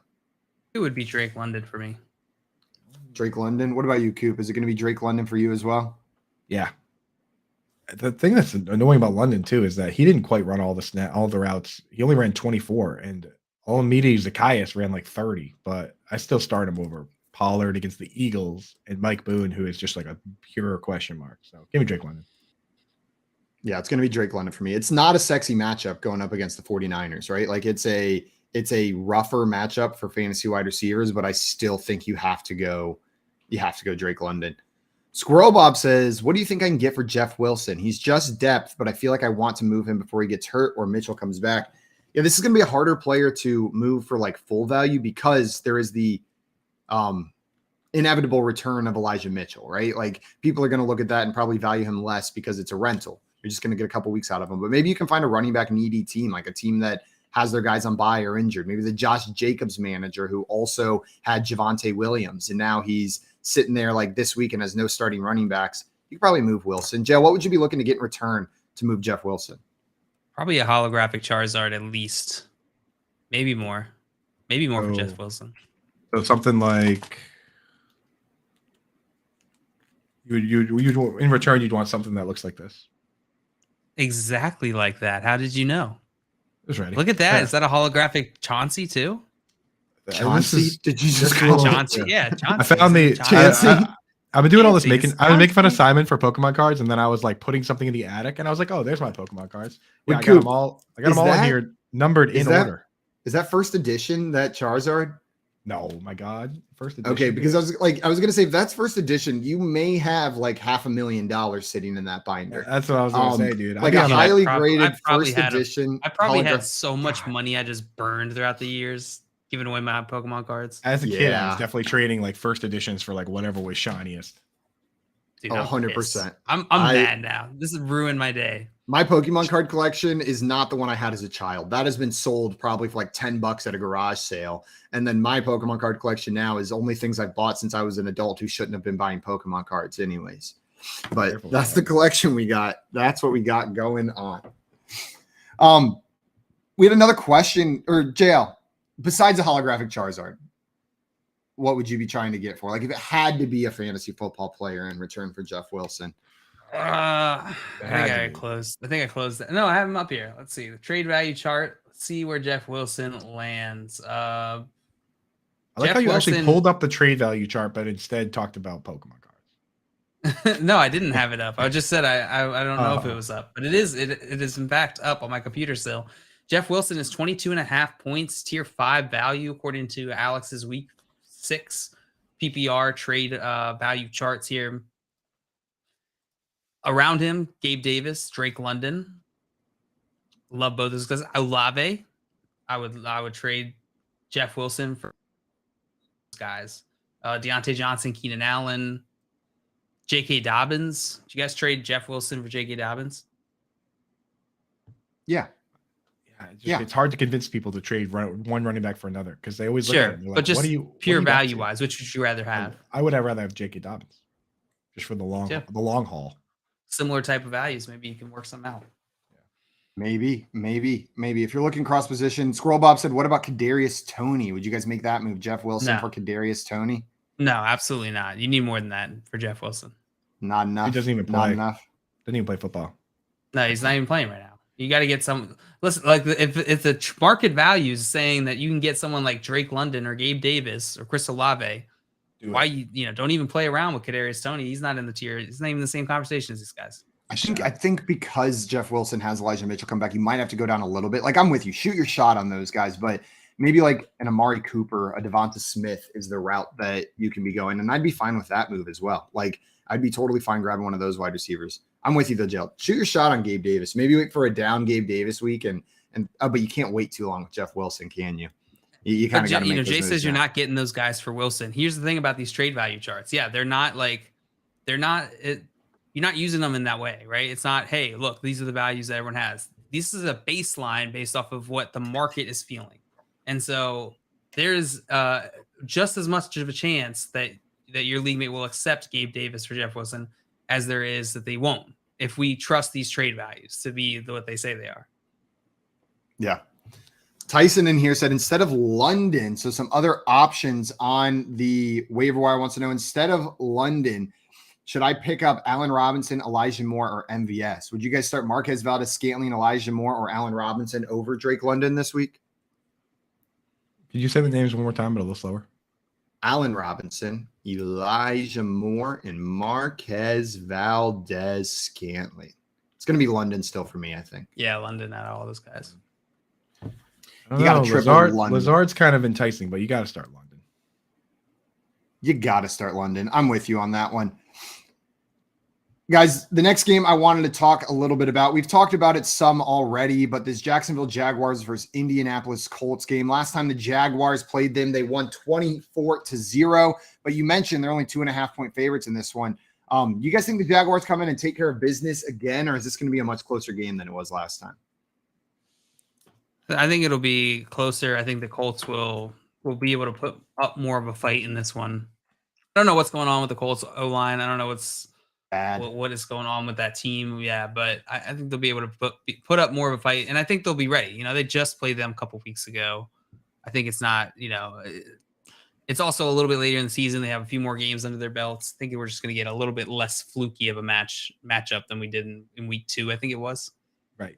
Yeah. Matt Ryan quarterbacking a brand new team, brand new organization. I think it is going to be a lot closer than it was. And I think Vegas thinks the same thing. So. And Tommy's saying this is his dog for the week, his underdog that he's taken, the Colts over the Jaguars. I disagree. I think this is kind of like a get-right game for these Jaguars. They said after the game last week, Doug Peterson saying we need to get Christian Kirk the ball more. Know what I mean? Like it was a rough game for them against the Texans last week.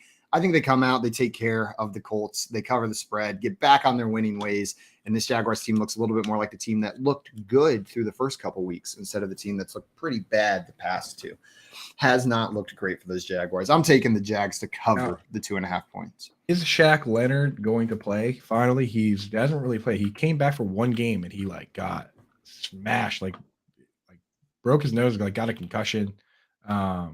He has missed a couple practices this week, but I haven't gotten an update on whether he's going to play or not. He hasn't practiced the last 2 days. Like Wednesday and Thursday, he did not participate at practice the past 2 days. He's out. Yeah. Fire up your Evan Ingrams. Load them up. Load them up. Yeah, so he's not going to be out there on the field. I still think the Jaguars win this game. Whenever we're looking at the players in this game, Travis Etienne starting to build more of a workload. We talked a little bit about him being an RB3 candidate, but by end of season, we mentioned the possibility that he takes over as the lead back in this backfield. Do you guys think that's a realistic scenario, or is this going to be more of a full committee for the rest of the season as we're looking forward? Likely full committee.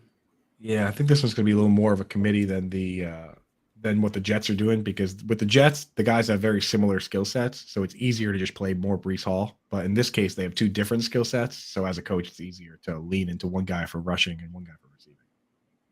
Absolutely. I can try to pull more out of this game. I think we move on to the next game. Jaguars-Colts is not the game that everyone's excited about this weekend. The next game I want to talk about, Bengals and Saints in this matchup. The Bengals are going to New Orleans to face the New Orleans Saints. They're 1.5 point favorites on the road with a 43.5 point over under. This is one of the more interesting games to me this weekend, right? Like, I'm not quite sure which way I think it's going to go. It was surprising to me at first whenever I see the Bengals as only 1.5 point favorites, but then I think about what we've seen so far this season. It makes sense. It does make sense. The Bengals haven't been playing to the level that maybe we thought they would. The offensive line's been way worse than we thought it was going to be. Coop, who do you think takes this game? Are the Bengals winning this one, or are the Saints going to pull off the upset? This is the one where at first glance you think of, Andy Dalton Saints, and they should be big time dogs against a team that went to the Super Bowl last year. But the Bengals haven't been that impressive. I think I have the Bengals in this one. I think they win, but I don't know. It's going to be closer than at least I think when I first look at it. And you said the same thing. Like I look at it and I'm like, got to be Bengals. But then I think once I really dig into it, I don't have too many reasons why. Joe Mixon has looked so inefficient. It's been so annoying. Just wildly inefficient. And crazy. Jameis isn't playing, right? Have they confirmed that? I know he was a limited participant the past 2 days at practice, but are we getting Jameis back, or is it going to be more Red Riffle? I think it's going to be more of the Red Riffle this week. I don't think Jameis. Red Riffle. Andy Dalton, the Red Riffle. Yeah, we'll probably get a little bit more of him, which may mean more Taysom Hill as well. If we're seeing Andy Dalton, it seemed like they liked putting Taysom Hill in there. Coop, you plugging Taysom Hill into your lineups this week if you've got him? Like, where's that line for you that you're plugging Taysom Hill in over the next tight end? The line for me is at touchdown dependency. So almost all my leagues are PPR, any sort of PPR. So like I'm definitely going to start like guys like Evan Ingram or Gerald Everett with no Keenan Allen, like anyone that Njoku, anyone that I can count on to get me targets, I'm going to start those guys first. But then when I start looking at Hayden Hurst is one where if T Higgins is out, then Hayden Hurst would be above the line. If T Higgins is playing, Hayden Hurst is below the line. That's how it kind of works for me, where it's like touchdown dependency is where it determines it. Because we've seen Hayden Hurst in 2 games where T Higgins got banged up. He actually looked pretty good. Every other game, he's a touchdown or not guy. But I'll start Taysom Hill over Tyler Conklin, who only ran like 9 routes last week. I'd start him over Daniel Bellinger, Will Disley. So like if you're looking at Robert Tonyan is so close to the line because he only plays like 50, 60 snaps. I would have had Cole Kmet ahead, and I would have been wrong. But, I mean, Cole Kmet did have what should have been a touchdown target when he was open, but it hit off a lineman's face and got intercepted. But, yeah, so I don't know. The guys that are tricky for me are like Robert Tonyan, Dalton Schultz, Hunter Henry in that range. If Jonnu Smith is out again, I would start Hunter Henry over him. I just feel like the answer is like, F it, plug Taysom in. Like he can get 4 touchdowns. Like there's very few tight ends with that kind of upside in that range. Like it's not going to happen again. He's not going to have another 4 touchdown game this week. He's not. He's not going to have another 4 touchdown game, but he could have 2. It's not unreasonable for him to at least. That's what it boils down to. He has better odds to score 2 touchdowns than any of the guys that are just 1 touchdown coin flips. So he has to go ahead of those guys. But again, he doesn't catch passes at all. So when he has a bad game, it looks super bad. Like he scored week 2, he scored 1 point. I can't wait for the next one. That's so mean. I'm sorry, Taysom Hill. I just resent you. JL, are you making stank face about Taysom Hill, or are you looking at something else over there? I don't. That wasn't a stank face. I was just listening while looking at Taysom Hill's stats. Oh, 1.4. I'd be making stank face if I was looking at Taysom Hill's stats. The bad weeks and the good weeks just make me upset. Both of them are bad, right? The best way to visualize the floor here is so that game week 2, 0. He had, 3 carries for 1.4 yards. Like the game Cole Kmet had yesterday, which was bad. In full PPR, Cole Kmet had a better game. 1 catch for 15 yards is 2.5 points. So that's like your typical Taysom Hill goes out and has 25 rushing yards games. So any sort of PPR, I'm leaning into anybody that I think can get 3 or 4 targets because the floor is so low for Hill, but the ceiling is nice. Absolutely. Yeah. Over Ertz, Brendan says I might go a little crazy and throwing Taysom Hill over Ertz. See, that is where I think you are getting crazy because Zach Ertz is playing wide receiver basically for that team. He's playing 85% of the routes, playing 75% of those snaps or 72% at a wide receiver spot. He's one of the top targets on the team. I couldn't possibly throw Taysom Hill over Ertz. And what if you're let's say you're in a matchup where very clearly you're the underdog. Know what I mean? Maybe it's a dynasty league and you've got a team that's bad. But you've had Taysom Hill sitting on your bench. And are you taking that long shot? Do you think there's more upside with Taysom Hill than Zach Ertz, or are you still just plugging Zach Ertz in? Put him at the flex. If your team's that bad, then start Ertz Ertz is probably the number 3 tight end start this week behind only Kelsey and Mark Andrews. So you start Zach Ertz at tight end. It's a shootout game against Zach Ertz is in a shootout game against the very worst team versus the tight end, the number 32 team versus the tight end. Yeah. So you put Ertz in if you want to go crazy, put Ertz at tight end and then put Taysom Hill at the flex, or put Taysom Hill at the flex and at tight end and Ertz at the flex. But you don't bench Ertz. That's getting a little wild. That's getting a little wild right there. And Scott Fish coming in saying Ertz is getting 8.2 targets per game. That's a lot of opportunity for 2022 tight ends. Yeah. Gotta get him in there. Yeah. Ertz is that one's out of the question. If you want to get you're real crazy, go Higbee maybe. If you're an underdog, you know how you win that game is you score points. So don't go, going for Taysom Hill, hoping that he's the upside play and ignoring the option that is most likely to give you a decent number of fantasy points this week. What I typically do is I just start my best players. Brendan said, I'm actually considering it because I'm projected to win by 40 plus because my opponent didn't manage bye weeks at all. So might have some fun with it. Be careful, Brendan. You know what? That sounds like a trap game, like the classic trap game on your schedule, right? You're looking ahead to next week thinking, I'm just going to mess around with these guys. One injury or one stunt game and that 40-point projection that you have just disappears life comes at you quick immediately after. It just goes away fast. Brendan, Google Deshaun Jackson fumbles at goal line and then decide whether it's a good idea to get super cute starting Taysom Hill because you think you're going to win by 100.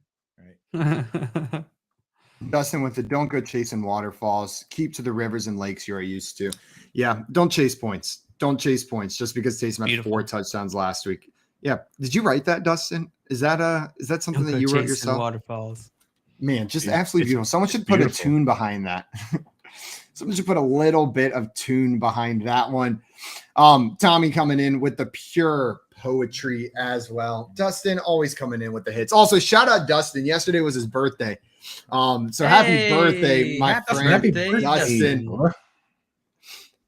Welcome back, Dustin. Guys, it looks like we got someone calling in to come up on stage with us. Some of you guys know our friend Hal is calling in. I got no idea what Hal has to say to us today, but it's always something good. Let's hear what Hal has got for us. What's up, Hal? What's going on, guys? I was just doing all right listening to this you talk morning? about just walking home from dropping the car off to get an oil change because I didn't want to wait. Nice. Solid move.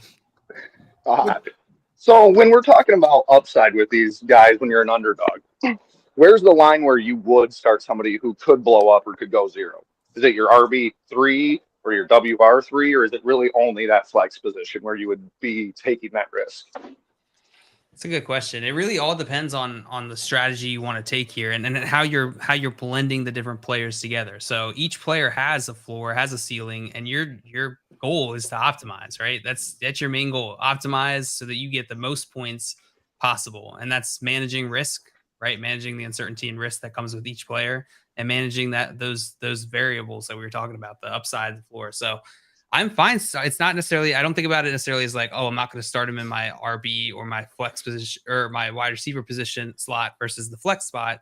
It's more about what other players do I have that are going in those slots necessarily. Let's say Mike Williams is my wide receiver 1, right? I'm going to be a lot less likely to plug in a boom or bust guy in that wide receiver 2 slot than if, say, Cooper Kupp or Justin Jefferson was my wide receiver 1. Someone that I'm confident is pretty consistent.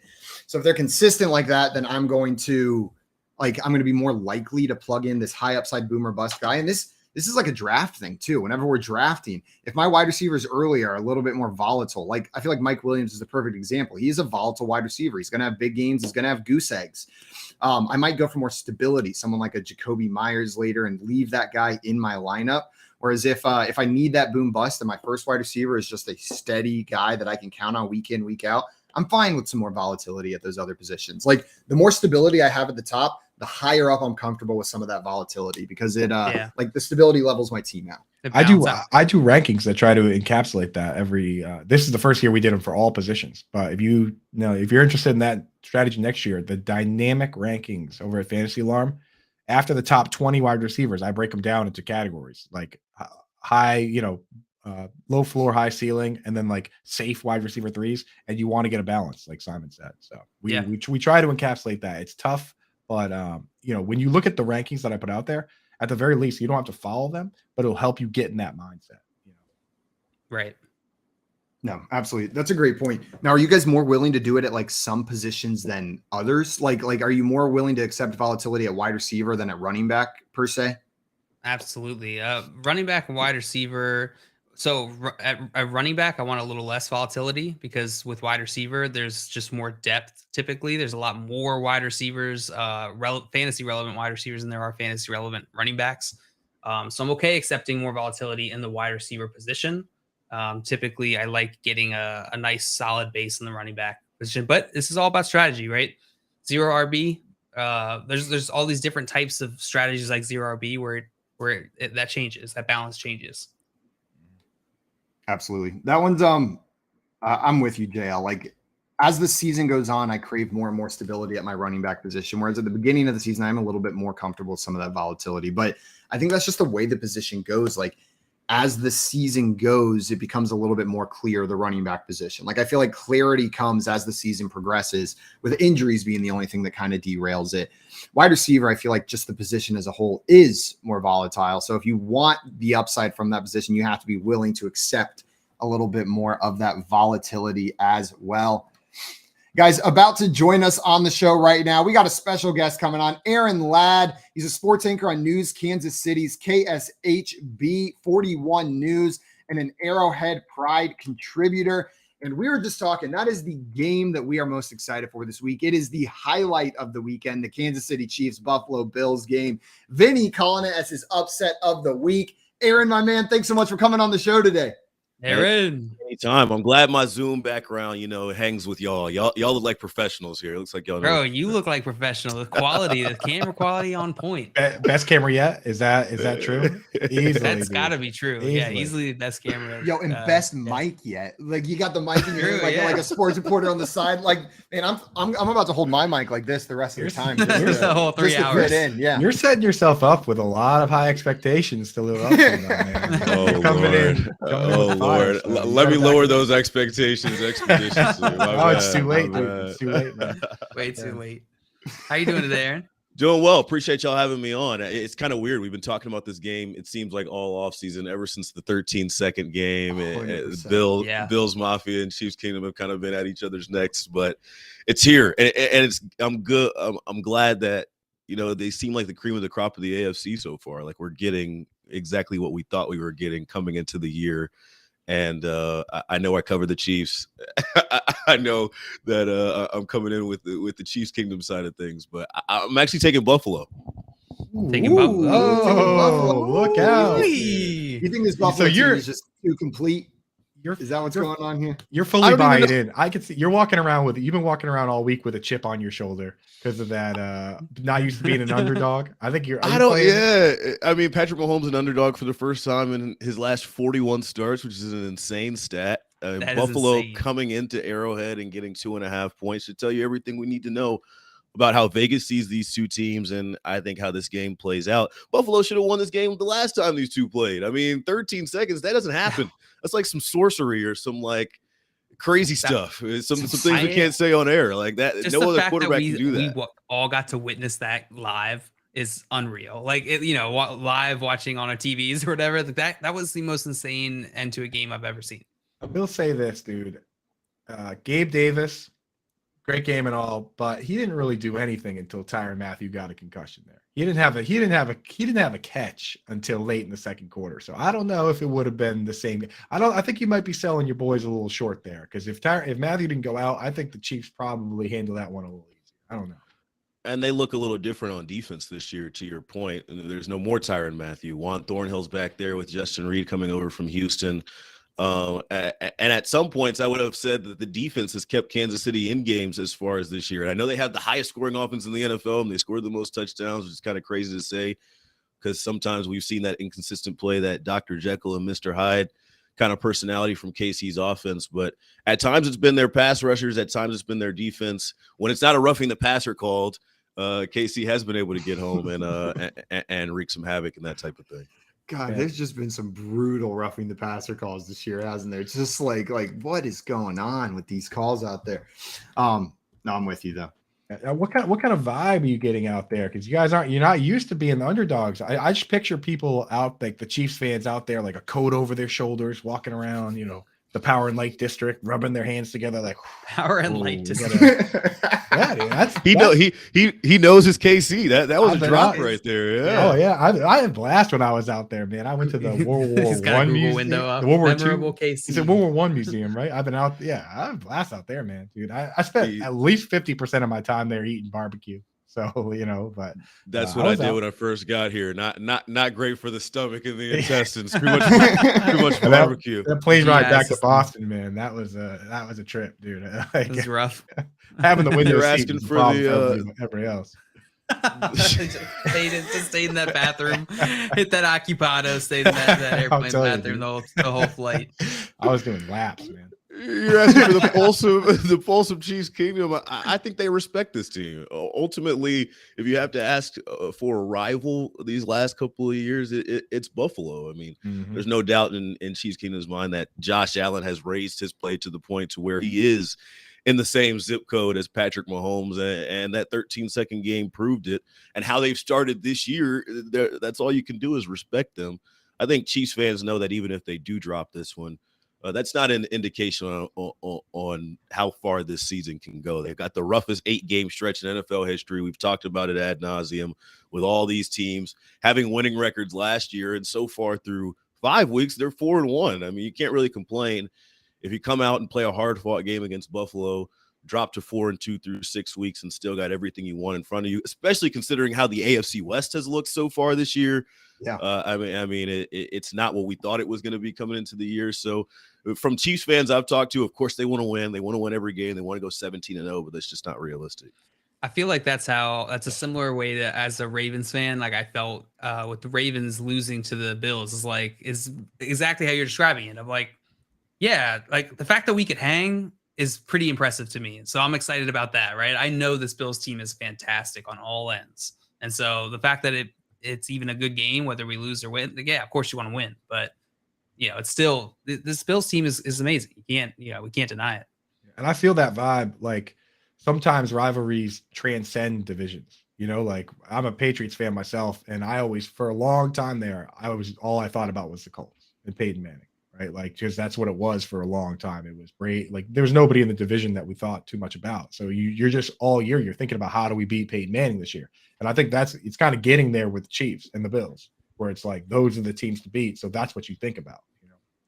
What a fun rivalry, though. Like between those two teams. Like, Yeah. how lucky are we? Like as a neutral fan, how Coin lucky flip. am I to get to watch this Chiefs Bills rivalry? Like that's the peak. That's the pinnacle. I'm hoping this game is everything that I wanted the Rams Bills game to be in week 1, and then it wasn't. That's what I'm hoping for in this game. It's gonna really break my heart if we see like a replay of that one. But I think this Chiefs team is a lot better than that Rams team. So hopefully we'll see that out there for sure.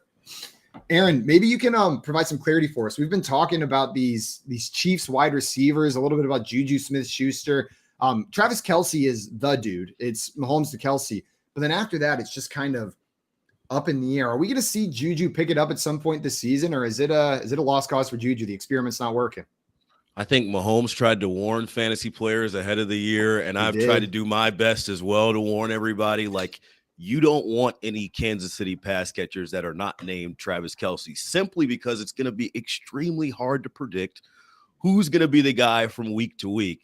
And I think that's by design. Andy Reid trying to reinvent this offense after Tyreek Hill was traded to Miami kind of came up with the point of, you're not going to figure us out, right? We're going to come with a different game plan each and every week. Last week, it was the big breakout for Marquez Valdez-Scantling after he comes over from Green Bay. And who saw that coming? I mean, Juju is technically your wide receiver 1, but it could be McCole Hardman one week. It could be MVS one week. It could be the running backs more involved with Clyde Edwards-Helaire and Jerick McKinnon.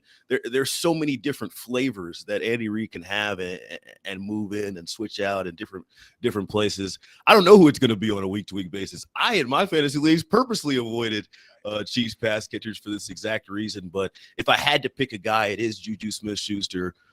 Following this team since training camp and him being involved in the offense. He's kind of that big body guy that sits in the intermediate range that does a lot of the Travis Kelce-esque things, but from a wide receiver position.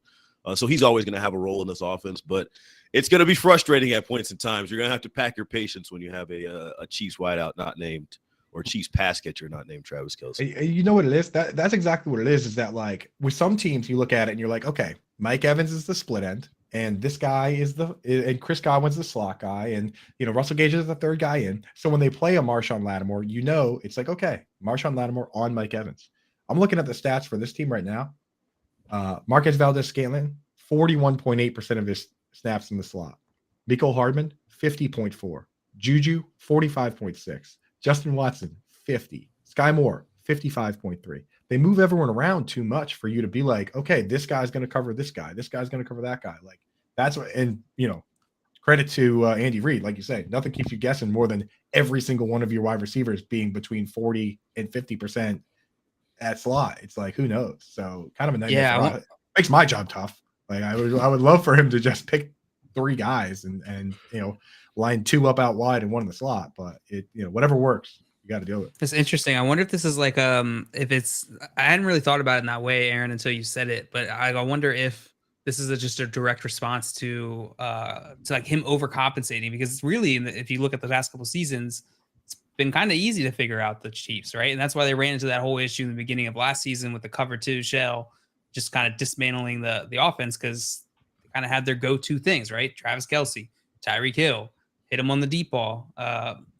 Use Patrick Mahomes' rushing capabilities in the ground game to really like differentiate it. But they've been able to be figured out right? And so maybe this is like a direct response to that. What I would say is, it's a challenge for Patrick Mahomes to keep the offense a little bit more on schedule. Not just a challenge for Mahomes, but also the coaching staff. I remember General Manager Brett Veach talking with the media after the AFC title game and kind of the second half collapse where they couldn't muster a first down seemingly after smacking Cincinnati around in the first half. And he said Kansas City's biggest weakness is sometimes themselves. When you know that you can go F it, Tyreek is down there and get 30 yards in one play, you had that propensity to just not stay on schedule. Then you take the deep shot, and when your offense is so high powered, you lean on that a little bit too much. I think we've seen Kansas City stay a little bit more in schedule, stay a little bit more in rhythm, and that starts up front with the offensive line all the way through 15. Man, this Kansas City team, though, for years now, it's the only team where I'll look at a game, they're down 14 to 20 points, and I've got all the confidence in the world that they're going to win it. Like Patrick Mahomes being behind there at quarterback is it truly feels like they can drop 14 points in 3 minutes, right? It's the team where I'm I see 17 points, and most teams I'm okay, they're out of it, game over. But with Kansas City, you're they're still in this, baby. They can pull Don't this do out. that this week. Don't do that. No, week. You can't do that against I said the that. Bills. I said that on Twitter. You can't do that this week, and you can't lean back. It was 17-0 against the Raiders, and I think all the live lines still had KC within 2.5. It's a lot of respect, but you can't do that against a better opponent. You can't do that against a team that's playing as well offensively as Buffalo is, and I think even the Chiefs would tell you the same thing. Hey, we kind of slept through that first half. And it's like that, right? When they get on the elevator, it just goes to a different floor than their competition. But I'm sure they would tell you, we don't want to be playing around in those first couple quarters. We want to come out firing on all cylinders. Right. Poor Tommy in the chat saying still recovering. He's a Raiders fan. Still down there. recovering. Big Raiders fan. Said still recovering, although I expected it. Yeah. If you're sitting on the other side of a 17-point lead against Patrick Mahomes, you got to be scared, right? You got to be sitting there almost more scared than when it's 0-0 because you're if we lose this game, it's going to be so disappointing. Then we blew a 17-point lead instead of just losing to a Patrick Mahomes-led Chiefs team, right? Pretty disgusting. It's got to be demoralizing for sure. But it puts a bigger spotlight on your coaching, right? We can circle a couple decisions that were made by the Raiders last week and say, going for 2 right there. I'm not sure if I want to do it. You almost want to keep your team in the game as long as possible and exploit what you're doing well. I thought their running offense was really well. So we'll see that. We'll see that again this week, right? Josh Jacobs has a day last week. We'll see if Buffalo can look at that tape and see if they find anything on film that they can exploit. Tommy in here had a question for us, the Raiders fan that we're just absolutely just torturing right now with all this talk. But his question was about the running backs. He said CEH not off to a great start. Jerick McKinnon has outsnapped him in 4 out of 5 weeks so far this season. What do you see for the future in this Kansas City backfield? What's this backfield going to look like rest of the season? I actually really like this question because I don't think CEH is off to a bad start. This is a guy that gets a lot of hate from Kansas City and his and the fans here based on where he was selected and kind of the sophomore slump. I think he missed 8 games last year due to injury, but he's got 5 touchdowns through 5 weeks so far this year after having 6 all of last year.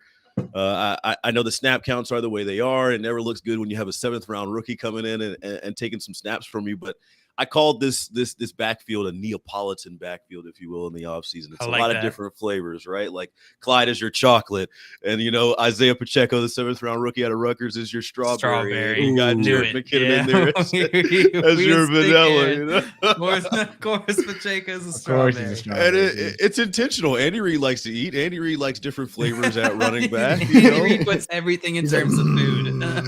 Put that strawberry in there. And there's change of pace guys. I don't know if we look around the league now and see any team that fully dedicates all 3 downs to one back. It's just not reasonable anymore. You're playing an 18-game schedule. Kansas City's playing deep into January every year too. You're going to need running backs to cycle in and out. And right now, Clyde has been the touchdown guy. I think even last week, there was a penalty that called back another receiving touchdown that he would have had. That would have been 6 through 5 weeks. You're going to see Clyde. You're going to see Pacheco. You're going to see McKinnon. And each one of them brings a different part to this offense. Jerick McKinnon had one of the biggest plays last week for Kansas City. They're down 17-0, trying to mount that comeback. 2nd and 17, he gets a 30-yard gain that keeps that drive alive. And they end up getting 7 on that drive. And I think the competition, maybe the coaches won't say this specifically, but I think the competition brings out the best in each and every one of those backs. Clyde sees a rookie going out there and getting a few snaps. He's on his toes when he gets his next carry, and I think it's just like the wide receivers we were talking about earlier, where you never know who it's going to be from week to week. I think it's going to be similar in the running back room. I'll tell you one thing about Jerick McKinnon, dude. I wouldn't fight that guy with the three of y'all. That guy, I think he did 32 reps of bench press at the combine. That dude is a beast. Monster. Yeah, Dude's so a monster. I'm not going near that guy. And I'm not surprised they bring him in for pass blocking plays, right? You got a guy Absolutely that, can pack that kind of punch. Did you see Darnell Mooney throwing down the blocks yesterday? That little guy. Just want to throw that out there. Like, he's little next to some of these guys he was blocking, and he was doing his best. Like, it was clear he shouldn't have been there blocking for Justin Fields, but he threw out some nice blocks last night. A lot of heart. JL, did you have a question? I believe you said there was a fantasy question in the chat. There is a question from Ross Bob asking, should I trade Nick Chubb for Jamar Chase, Debo, and Mixon? What kind of question? Of course. Yeah, of course. Yeah, in a heartbeat. I definitely I'm make hammering that. that. I didn't read that question before I said it. Right. I'll tell you what. Definitely take that trade. If that guy gets cold feet, go in there and look at whatever guys you would drop off your bench to make that trade and throw them in the trade too, and just make sure you can get it done. Like, don't let that get away, right? Like, because you're gonna have to drop a couple guys anyway. Throw them in there. Who cares? Like, sweeten the deal a little bit and get Chase, Debo, Mixon. That's hot. Yeah, that's wild. That's hot. That's one where all your league mates go, "What the hell? We can't let this trade stay." Like, you might have to take those guys you were going to drop and put them in there just so it doesn't get vetoed.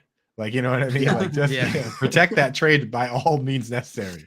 You throw a player in there. Who's a player you could throw in there just to sweeten that up? An MVS. Throw Marquez Valdez-Scantling on there. He just had a good game, right? That's the thing about 3-for-1s people don't think about. You got to drop 2 players to make that trade happen. So, I mean, and you don't care who picks the guys up off waivers anyway. So, throw somebody in there. Get it done. 100%. Now, I had a question about Pacheco. So we've seen him start to get some snaps. Do you think he does take on a bigger role as this season goes on or into next year? Or is he a depth piece? Like, is this dude a depth piece? What did you call him? He's the strawberry, right? Are we going to see a little bit more strawberry going on, or is it going to stay a little sliver in that Neapolitan? I have no idea, and it kind of comes down to design. I think there's going to be a role for each and every one of the backs on a week-to-week basis, but for me to sit here and tell you, he's going to be the starter in 2 weeks against no, I have no idea. I think Andy Reid likes the kid, and it's kind of crazy. I saw a stat before the season even started that he was the first 7th-round rookie to break the camp with the team since Andy Reid started coaching. Which is kind of a crazy stat. Somebody back that up, please, on Twitter. But it just shows you how much confidence they had in it. And we kind of heard the smoke and the fire coming out of St. Joe. He was getting kick return reps too, which shows you kind of what the versatility they see with him. But this was a guy if we're talking fantasy wise, I would be nervous starting on a week-to-week basis just because Clyde seems like the touchdown guy. So you're depending on Pacheco to either break one or just out snap him and out carry him so far above it that it kind of reaches even. I'm avoiding Chiefs running backs not named Clyde. Man, that's a crazy stat. I'm imagining, like, before Pacheco, like, every time someone got drafted in the 7th round by Andy Reid, like, as they're getting drafted, he calls them and just like whispers, like, "You're not gonna make the team," and then hangs up on them, like, as they get drafted, like, just ruin that moment for them. What was that? It's got to be tough though. Andy Reid's got one of those tough playbooks that guys dread getting when you're going from college to the league. There's so many different calls, and it's just a different system, and it expects you to pick it up a little bit. I think it says a lot about both sides, right? The coaches seeing that potential and wanting him to be a part of the team, as well as him impressing them and getting up to speed as quickly as possible. Some of these college playbooks, it's like they hold up a picture of a duck and like, to like you run like a slant route on that play. You know what I mean? It's like a little different when you get to like Bill Belichick with the modified Earhart Perkins system. You know what I mean? Like, that's hilarious because Clemson's is like 4. It's like 2 cards with like 4 emojis on it that tells the play. For real, dude. Like, but it's a great point because like we've seen it before. Tavon Austin, after his rookie year, I don't know why he would tell reporters this, but they asked him, they were like, "What went wrong?" And he goes, "The playbook looked like Spanish to me." I'm just like, Tavon. Never good to admit that. Yeah, Yeah, like, like- don't say that into a mic. Every reporter was like, "Oh, write that down." It was literally the headline of every article that week. You know what I mean? Like, Davon, no. No, 100%. It's a different beast this season, especially. I feel like I've really it's been funny watching the differences between college game and NFL game. Like I enjoy both, but it's almost like watching a different sport, right? Like it truly is like watching something else. Aaron, Ridiculous. I asked my college buddies, I'm watching the game, and the score's like 75-76 with 2 minutes left. I'm like, why aren't you worried? He's like, plenty of time. You know, it's like college football makes no sense to me, dude. It makes no sense at all. when you look at the lines in college football, and a team will be favored by like 47 points. Like it'll be absolutely like it's an it's a total in an NFL game, but it's like what the favorite's favored by, and it'll be a conference opponent. It'll be like spread. Alabama versus Vanderbilt. They cover easily. I mean, it's like, what is this game, dude? Yeah. Aaron, I want to thank you so much for taking the time to come on with us, my man. This was an absolute treat getting to talk some Chiefs with you this Friday afternoon. It's morning, man. It's not afternoon. Anytime. Yeah, it is morning. It's never too early for barbecue. Next time y'all are in the city, it's on me. Let me know. Yeah, I'm holding you to that, Aaron. Appreciate you, Aaron. Have a great rest of your day. Brother. Yep. Guys, that was our friend Aaron Ladd. Absolutely, such a good dude. He's a sports anchor on News Kansas City's KSHB 41 News and an Arrowhead Pride contributor. Go follow him. Go follow him over on Twitter. His Twitter handle is Aaron Ladd with 2 D's 0. Aaron Ladd 0. So make sure you go and give Aaron a follow. Man, I follow him, and I don't follow just anybody. I'm like, I don't follow JL. Oh no, you don't. I've been hoping for that follow for a while now. You follow Keith? Today's show? Yeah, I follow Keith. Obviously, of course. Man. But yeah, I mean, after the show, JL, I think you might have earned a follow. Woo! Good show. Did you guys, good show today, have you guys seen the thing about like the KFC Twitter account follows like 4 different guys named Herb and then 3 of the Spice Girls, and the first person to notice that it was like the 7 herbs and spices got a portrait of them painted by KFC that they sent to them, a full portrait of this man whenever he noticed it and called it out. It was like they followed just herbs and Spice Girls, and then this guy figured it out and got a portrait of him painted. Dude, you can look the painting up. They're following like Herb Dean, the MMA ref. They were like the guy. They followed like Herb Scribner, Victoria Beckham. You're right. Herbie fully loaded. It's still is it still like that? Are those still the people they're following? It looks like they followed a couple extra people. Emma. I don't know why they follow 11 people now, but the first 7 it's people 11 herbs and spices. That's why. 11 herbs and it's 11 Okay. herbs and spices. So it's probably The rest 7 are all herbs Spice and Girls. 5 Spice Yeah. Girls or something like that. Yep. Scary Spice. Oh yeah, that's 100% the case. Phenomenal. Tommy's saying that is brilliant. Yeah, I love when companies do stuff like that. Like that's the Easter best eggs. whenever they hide little things like that. It's incredible.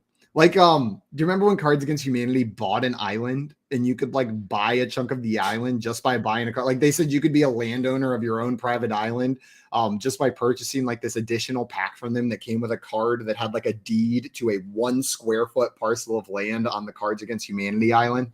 Genius, dude. Did you see what the most recent one was? No, I haven't seen the most recent one. You buy a jar of crab mayonnaise. Are they selling crab mayonnaise, dude? And Wait, somebody is this Cards Against Humanity? Cards Against Humanity, yeah. Their newest expansion pack is crab mayonnaise, and like somebody bought it and they opened it up, and it actually has crab mayonnaise in it. And What is crab mayonnaise? it's disgusting. But when you dig your fingers into the juicy, slippery crab mayonnaise, there's a pack of cards in there that you have to wash off. You have to like rinse it off and open them up. Yeah, there's no way. Good. Yeah, I will just not play your game. Crab mayonnaise is not a real thing, dude. Cards Against Humanity is one of those games where like I don't really like the game, but I love the company. You know what I mean? Like I think they're really fun with what they do, but not a huge fan of that game. Also, Coop, great idea. It's funny the first time. And then the second time and third time, you're like, I can only hear like clam mayonnaise, not crab. Oh, even better with the clam mayonnaise over there. Guys, I want to thank everyone for tuning in and hanging out with us this morning. Coop, I hope you enjoyed your Friday morning bachelor party here, and congratulations this weekend. We'll all be thinking about you as you go tie the knot. Happy birthday. Happy birthday. It's Coop's birthday again this weekend. Thanks, gang. We will be back on Monday, but before then, if you want to hang out with us this weekend, we're going to be live. The Fantasy Alarm Show is from 9 to 11 a.m. Eastern Time on Sunday. And then JL and I will be live with our friend Joey Wright from 11 to 1 p.m. Eastern Time, pre-gaming with Front Yard Fantasy. Until Sunday, though, we are out of here. Enjoy your weekend. See you later, everyone.